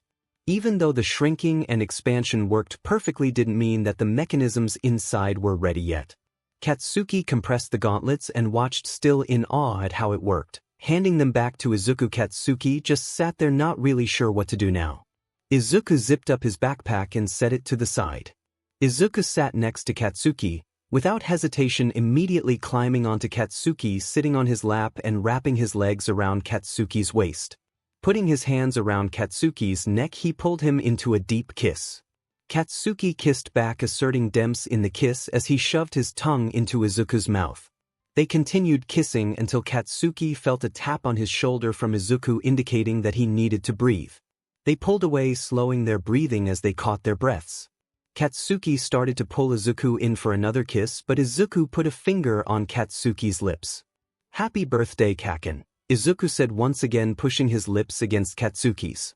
Katsuki grabbed Izuku's waist and deepened the kiss, inserting his tongue once again. A few kisses became a whole sloppy makeout session. They had been kissing for some time before Katsuki broke the kiss, attacking Izuku's lower neck and collarbone. Katsuki didn't want to give Izuku too much of a hard time, so he left the top part of Izuku's neck unmarked, making sure to mark everywhere else. As he made his way around Izuku's body, leaving bites and dark hickeys, he found Izuku's sweet spot, his collarbone.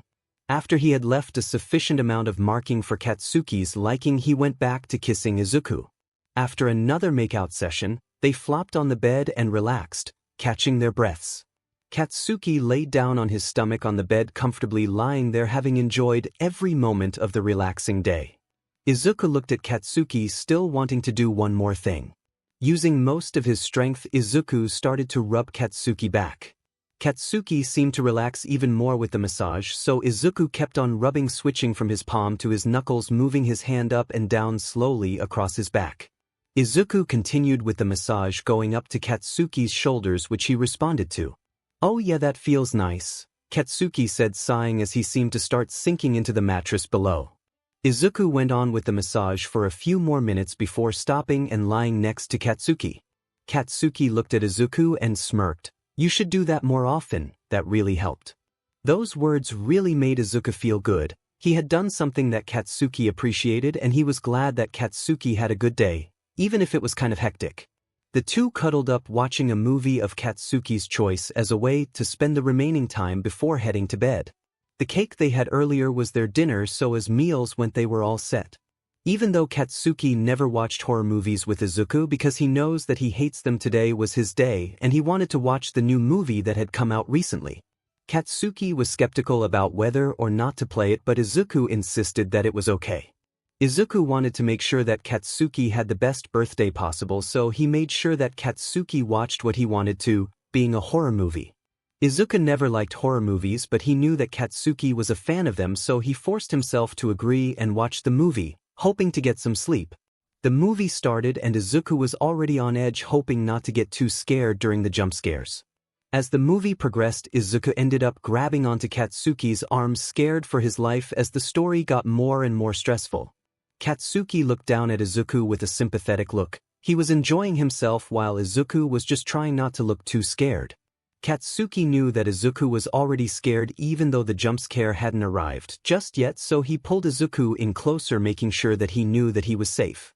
Izuku immediately snuggled into Katsuki's side, peeking at the movie before bringing his head back into Katsuki's side. There were multiple jump scares and Katsuki was having a great time.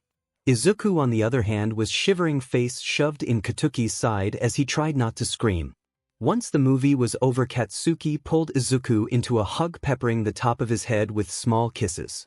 Izuku silently cried in his alpha's chest, relaxing a little as he felt Katsuki's warm arms wrap around him. Izuku got out of the hug and headed to Katsuki's bathroom, grabbing his toothbrush and toothpaste, making sure to brush his teeth before he attempted to sleep. Once finished, he entered the room again, not bothering to take a shower until the morning. He put on one of Katsuki's shirts and waited in bed, still wide-eyed from the movie. When Katsuki came in, Izuku immediately clung onto Katsuki, acting like a baby koala would with its mother. Katsuki wrapped his arms around Izuku, pulling him as close as he can, trying to make sure that Izuku got some sleep. Before either of them fell asleep, Katsuki muttered words Izuku thought he would rarely hear. "Today was great, the best birthday I've ever had." "Thank you," he said, giving Izuku a peck on the forehead before light snoring could be heard from him, indicating that he had fallen asleep. Katsuki had never had problems with sleeping after watching a horror movie even when he was younger, so he easily fell asleep with his Omega in his arms. Izuku stayed up most of the night, wide-eyed, looking around the dark room, the light snores being all that could be heard. Even though he had trouble sleeping, there were points where he would remember that he was safe in Katsuki's arms, sleeping for an hour or two. In the end, Izuku was very tired due to not having a lot of sleep. The next morning came. This time Katsuki couldn't get out of his tired Omega's grip. He sighed, letting Izuku sleep some more, knowing that it was technically his fault that Izuku was so sleepy. It was a Sunday morning, birds chirping, sunshine seeping through the closed blinds, and the few cars commuting could be heard. The house inside was filled with almost absolute silence. His parents had only taken the 2 days off to celebrate with their son before having to head out for work the next day, meaning that no one would interrupt their peaceful morning. That's what Katsuki thought before he heard their doorbell ring. He sighed as he walked down the stairs, opening the door, seeing exactly what he didn't want to deal with. Katsuki sighed, still tired, as he opened the door. As he did, he was greeted with an overly excited group, the Baku Squad. "Happy birthday," they yelled to a confused Katsuki. "How do you know where I live?" he said angrily, not wanting to deal with anyone at this time. "We followed you home last week when you were in a bad mood, so we thought we would stop by to say happy birthday, even if it's a day late. Can we come in?" they asked eagerly, practically pushing their way through the door. Katsuki sighed once more. "I'm too tired to deal with this," he thought, opening the door, telling them all to be quiet. "Hey, where's Midoriya?" Mina asked as she started to snoop around Katsuki's house. Katsuki grunted. "Sleeping, that's why you better be quiet. I don't want him waking up because of one of your loud asses," he said, pointing to them as he headed to the kitchen to make himself something to eat. Katsuki opened the fridge and grabbed some eggs and bacon, popping a slice of toast in the toaster. It was a simple enough breakfast. Once he grabbed enough bacon and eggs for him and Izuku, he put the eggs and bacon away. He set the eggs aside, putting the bacon in the pan, letting the grease stay in the pan even after he took the bacon out, putting it on a paper towel. Cracking the eggs, he put them in the bacon grease, increasing their savory flavor. Kirishima came into the kitchen, taking a seat at one of the stools next to the kitchen island. "Something smells good in here," Kirishima says as he sniffs the air. Seeing 2 plates out, he asked, "Making extra? In that case, can I have some?" Katsuki looked at him and growled. "No," he snapped. "It's for the nerd," he said as he went back to attending to the eggs. Soon enough the eggs were finished, so Katsuki slid the eggs out of the pan, grabbing the bacon off of the paper towel and setting it next to the eggs. 𝗧𝗏 and Kaminari came into the kitchen, getting a whiff of the bacon aroma. "Can we have some?" the 2 asked excitedly, getting on Katsuki's nerves even more. "Will you stop asking for some?" Katsuki snapped. Picking up the 2 plates, he set them on the table. Izuku woke up to a savory aroma coming from downstairs. Seeing that Katsuki was no longer in bed, Izuku sighed, getting up, stretching his and slowly making his way downstairs. As he got closer to the living room, it seemed to get louder, making more noise than one person normally can. Izuku looked around, seeing Kirishima, Mina, 𝗧𝗏, and Kaminari scattered around the room.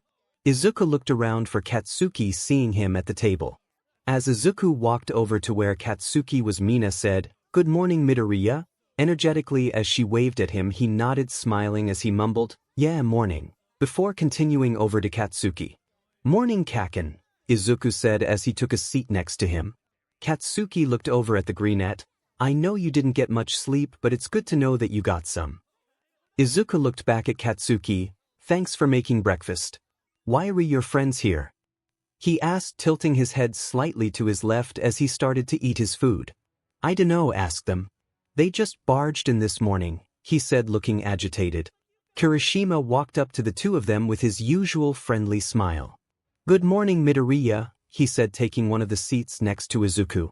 "So I know this may sound kind of mean, but why are you guys here?" "Just wondering," Izuku asked as Kirishima smiled.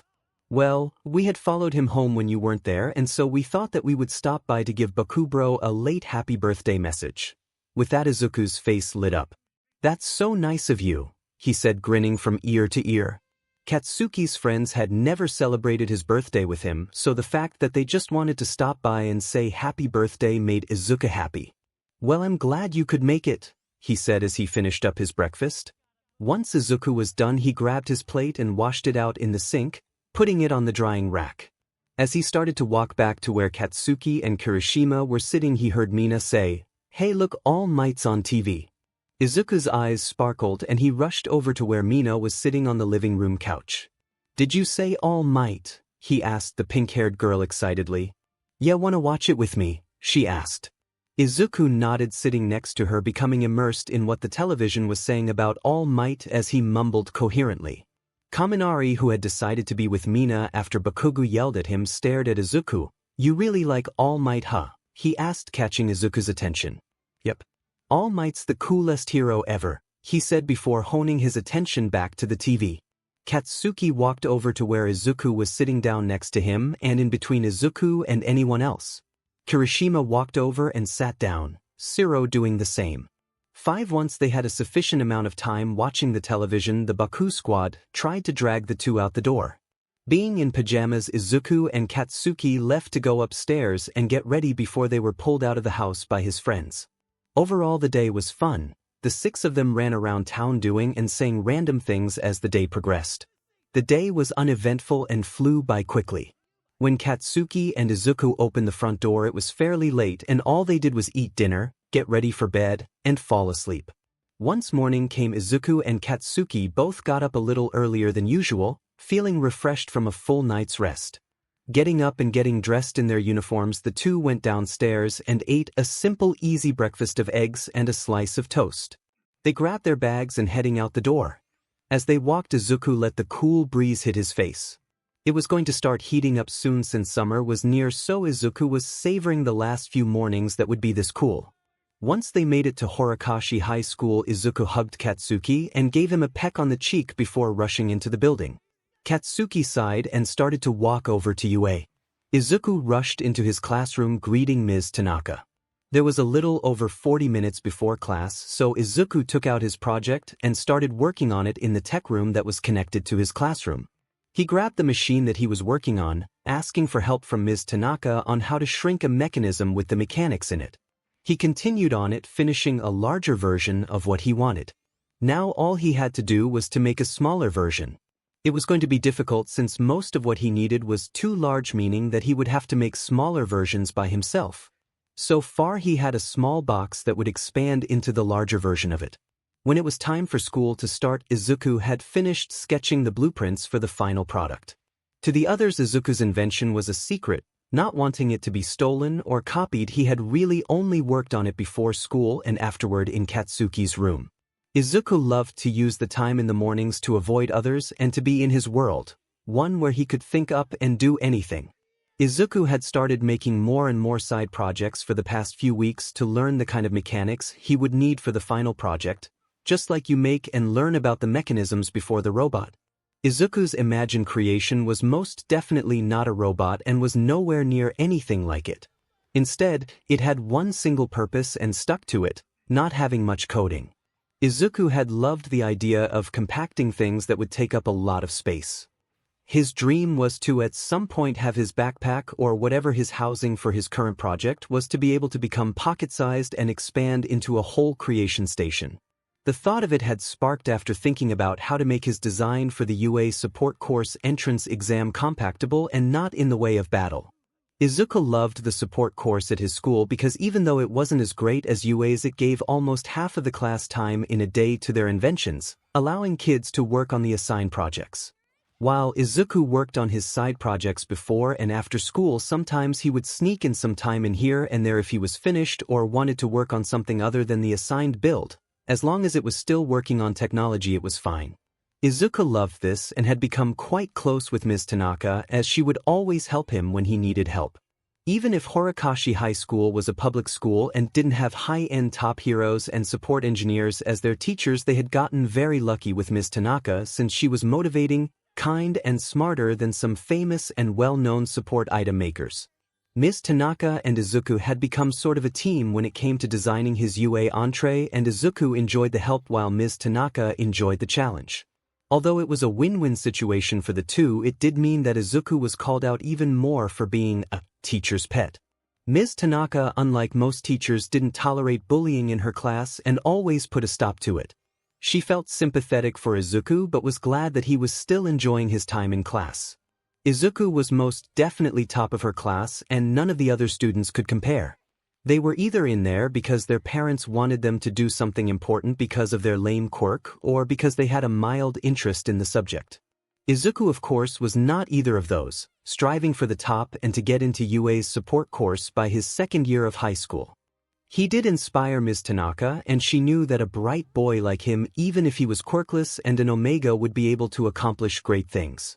Like any other day for Izuku, the morning went by slowly until after lunch, where everyone would work on their projects until school ended.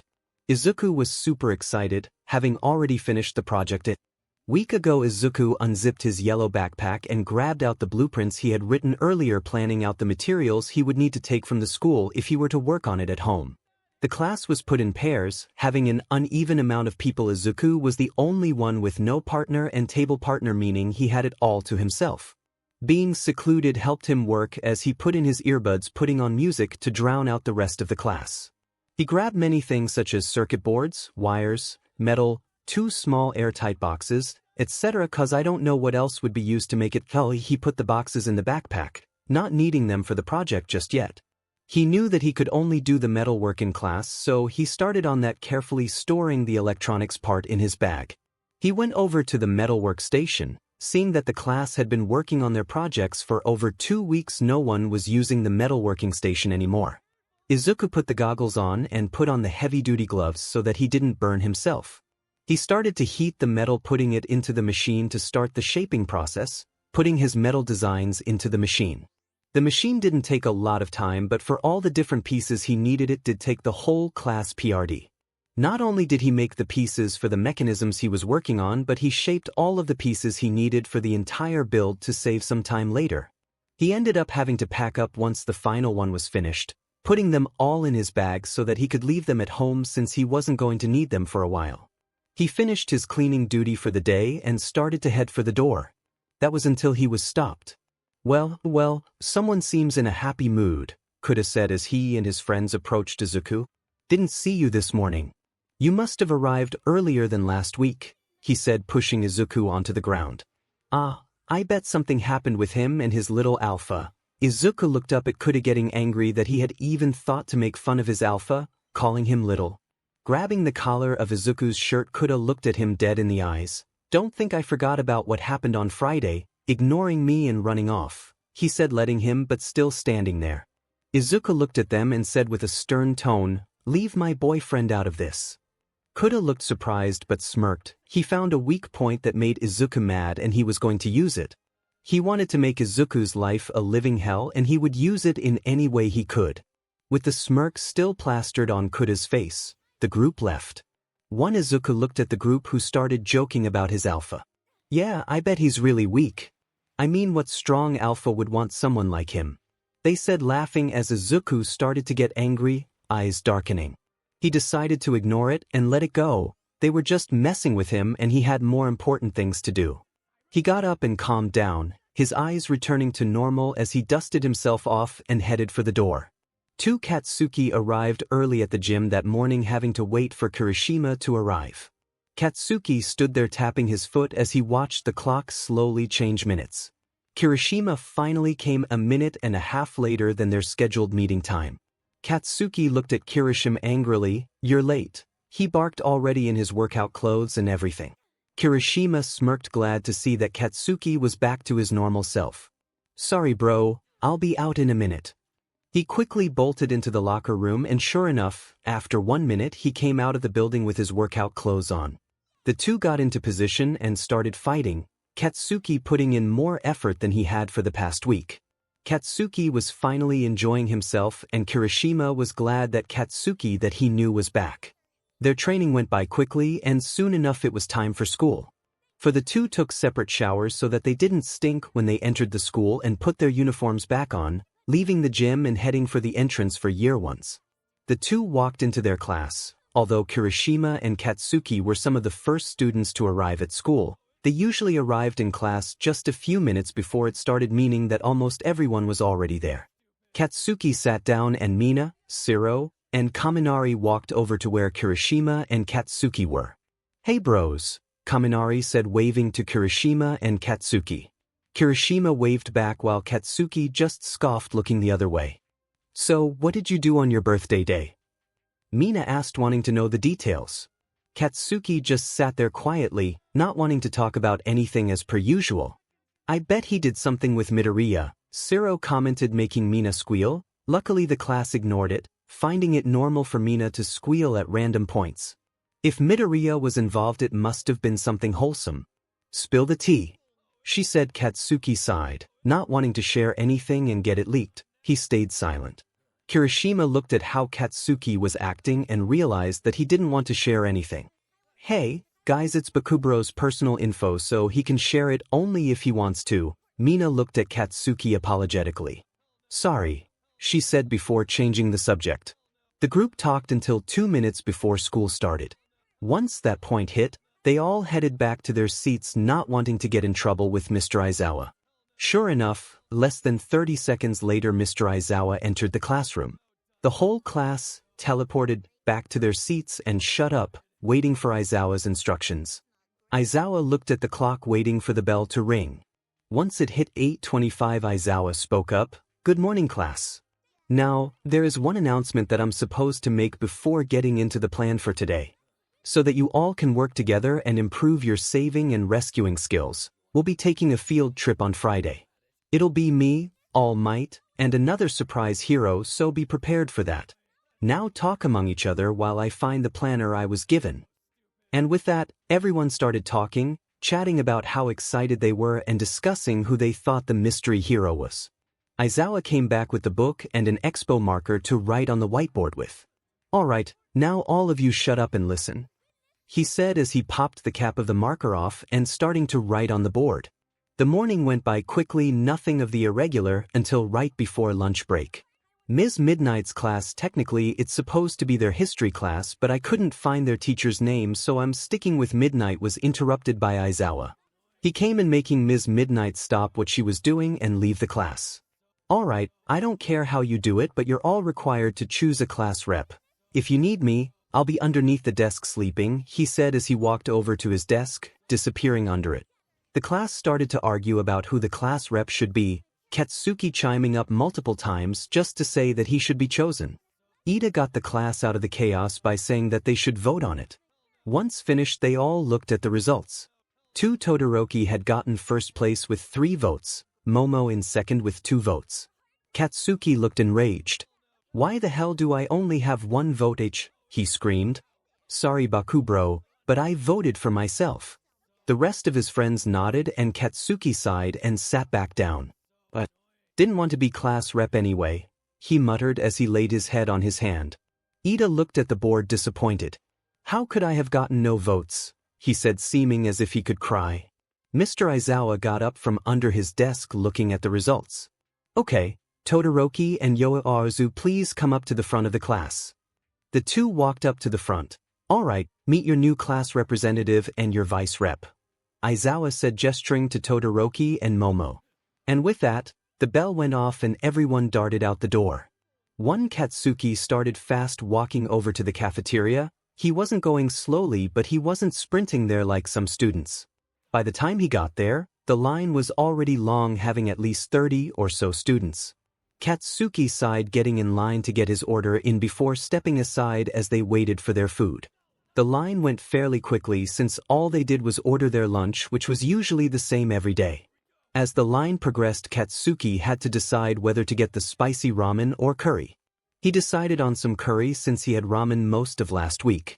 Once he ordered his food, he stood to the side until his food came after what seemed like to forever. Katsuki grabbed his food tray and sat down at his usual table, a long rectangular table where most of his class sat, all having side conversations all along the table. Katsuki sighed, liking the fact that no one was talking to him just yet, knowing that his friends would be arriving soon. He started to eat his curry, mixing the rice with the sauce. Eating at a steady pace, he was about an eighth done with his food before Kirishima placed his tray next to him, soon followed by the others. While Kirishima sat right next to Katsuki, the rest of the group sat on the other side of the table so that they could make good conversation. Katsuki continued to eat his food, silently listening to the group's conversation. The group talked about their training and how their favorite class was most definitely hero work and most definitely not any class in which you needed to study. Without warning, as everyone was eating and chatting, enjoying their relaxing party before returning to class, a loud alarm sounded through the whole building. Everyone bolted for the door the moment they realized that the alarm wasn't for a drill but the real deal. Everyone rushed to the hallways leading to the exits, pushing and shoving people in panic. It became a crowded mess in almost every hall. Katsuki was trying to push his way closer to the front like everyone else, but everyone was as compacted as a Tokyo train during rush hour, meaning he wasn't making any progress. As Katsuki kept trying to make his way to the front, he saw his classmate, Ida, who started floating over the crowd. Crashing into the emergency exit sign, Ida yelled, grabbing everyone's attention. Silence consuming them. Everyone calm down. The less you move around, the quicker you'll get out, trust me, Ida said as he positioned himself to balance on the pipe below him. All of the students in the hall stopped moving, looking at Ida for more directions.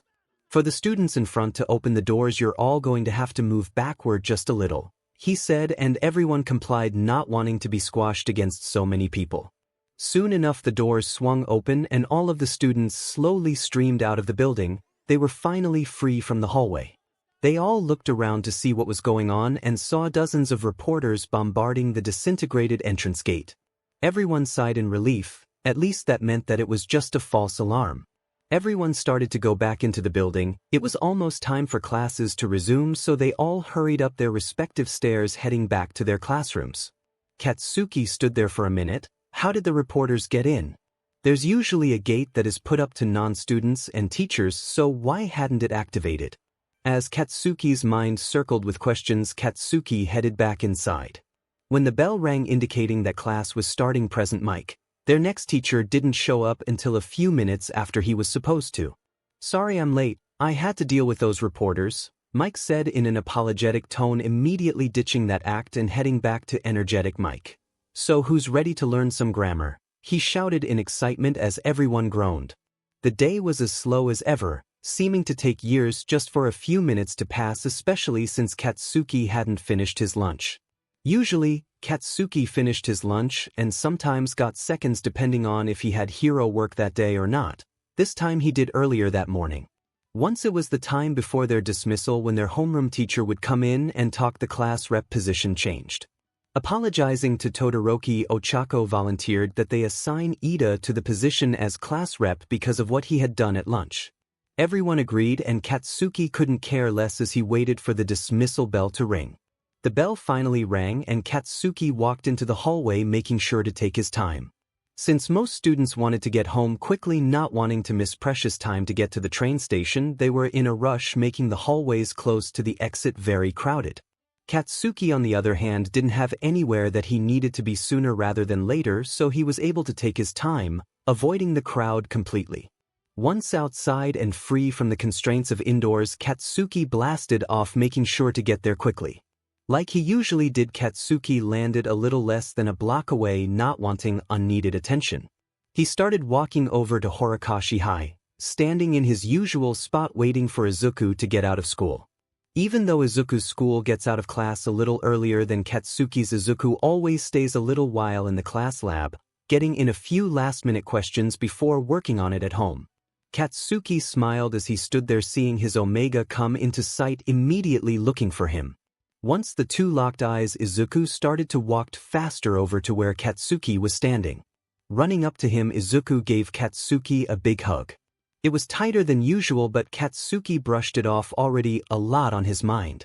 Izuku let go of Katsuki and grabbed his hand, the two interlocking their fingers. Anything cool happen at school, Kaken? Izuku asked, excited to see what Katsuki had to say. Katsuki always had something interesting to say, Whether that was about the hero training or something stupid his friends did, there was always something interesting going on. Well, we're having a field trip to someplace so that we can practice rescue, Katsuki said, sighing. He had always been someone motivated by victory over someone, not the saving part, so Katsuki wasn't the most excited about the field trip. Izuku looked excited. Sounds cool. I wonder how they'll do it, he said, muttering about many possible scenarios for the rescue operation. Oh, there were also reporters that ended up getting into the school, he said, sharing everything that he knew of what happened to Izuku. At some parts, such as when Ida hit the wall looking like the exit sign, he snorted, not expecting it. I can't wait to meet all of your classmates. They all seem so nice and funny, he said as he wrote down what Katsuki had shared with him. So, anything interesting happen on your end? Katsuki asked, interested in what Izuku had to say. So far, Izuku had barely shared anything about school, only sharing information about the engineering part of the class. Yeah, I got the metalwork done for my project. Now all I have to do is make the mechanisms, which are going to take a while, even with help, he said, using his other hand to rub the back of his neck. Well, even with help, what you're doing is super cool, and I'm amazed at how you could do that, Gauntlet, Katsuki said as he squeezed Izuku's hand. Now let's head home so you can show me what you're working on, he said as he started picking up the pace, causing Izuku to struggle to keep up. As they continued on their way home, Izuku kept on whining for Katsuki to slow down so that he wasn't dragged along. Katsuki smirked and picked him up, giving Izuku a piggyback ride. Katsuki then started running, making it to their house and opening the door. The two opened the door and went upstairs and changed into more comfortable clothes. Izuku then placed his bag next to Katsuki's desk while Katsuki plopped his bag next to him on the bed and then walked over to where Izuku sat. Since Izuku had started his project, he didn't have a space to work. Katsuki allowed Izuku to use his desk, meaning that he had to use a lapboard so that he could do his homework. So far, Izuku's workspace was a mess. Even though Izuku kept reassuring him that it was organized for him, he didn't know where most of his things were either. The desk was a cluttered mess with circuit boards, electronic tools, and other electronics were scattered all over it. Izuku fished the metal pieces out of his backpack and laid them on the desk separately. Then grabbing his post-it notes and scribbled some words on them, placing a post-it note on each sheet of metal just to keep in track of what goes where. Then changing his focus to Katsuki, he lifted some of the metal and started to talk about each one and how they were all important. If Katsuki was being honest, he didn't know anything about what Izuku was talking about, but he just liked hearing him so happy and interested. The only time Izuku had ever been this happy about something was when he talked about All Might. Katsuki smiled as he listened to Izuku energetically ramble on about what he was working on and how even he would be able to use it, even if he didn't have a quirk. Once Izuku was done talking, he went to work, starting with the mechanisms so he could get to the coding as fast as possible. As Izuku did that, Katsuki got out his homework so that it was out of the way later in the week. The homework was never that difficult for Katsuki, so he finished with ease, but it still took a while since being in one of the greatest schools in the world is no small feat. Around halfway through his assignments, Mitsuki called him and Izuku down for dinner. Katsuki ran downstairs since he hadn't nearly had enough food for the day and was incredibly hungry. Izuku trailed behind, not nearly as hungry. Making his way to the three already sitting, he sat down next to Katsuki, ready to dig into the delicious-looking meal in front of them. "Itadakimasu," they said in unison, putting their hands together. Katsuki scarfed down his food, having 2 servings instead of 1, while Izuku took his time with his eating, making sure to enjoy every bite. Once they were done, they put their hands together once more, saying a quick, "Gotchisu-sama deshita," before clearing the table and washing their dishes. Once finished, Izuku and Katsuki went back upstairs and continued on what they were working on. Although Izuku didn't have everything he needed at home, there was more than enough to work on. Katsuki continued the homework he had been working on earlier, making multiple punctures in the paper from the pencil and irregular surface. Once Katsuki had finished his work, he went to the bathroom getting ready for bed, giving Izuku just a little more time to work on his project. When he came back into the room, Izuku still had something in his hand, figuring out where it goes in the big picture. Katsuki walked over to where Izuku was setting Izuku's hands down, making him set down the things he was working on. "Deku, you have to stop for the day. You have tomorrow too, you know. It's getting late, so let's get some sleep," Katsuki said, placing a hand on Izuku's shoulder. Just a few more minutes. I swear I'll be done by then, he said, trying to sound believable. Katsuki scoffed. Babe, you know that when you say that it's going to be 2 in the morning and you're still going to need 10 minutes. I don't care if I have to carry you, you're going to bed. Blushing at the name, Izuku sighed, getting up from where he sat, lumbering sleepily to the bathroom. Once Izuku was finished getting ready, he pulled down onto the bed and into a warm and comforting hug. The two got comfortable and settled down, falling asleep quickly. Izuku fell asleep faster than Katsuki, who was still contemplating how the reporters had made it past Yue's gate. Katsuki decided to not bother thinking about, so he settled down as well. The days went by quickly, not much having happened in that time other than the ordinary. That was until Friday.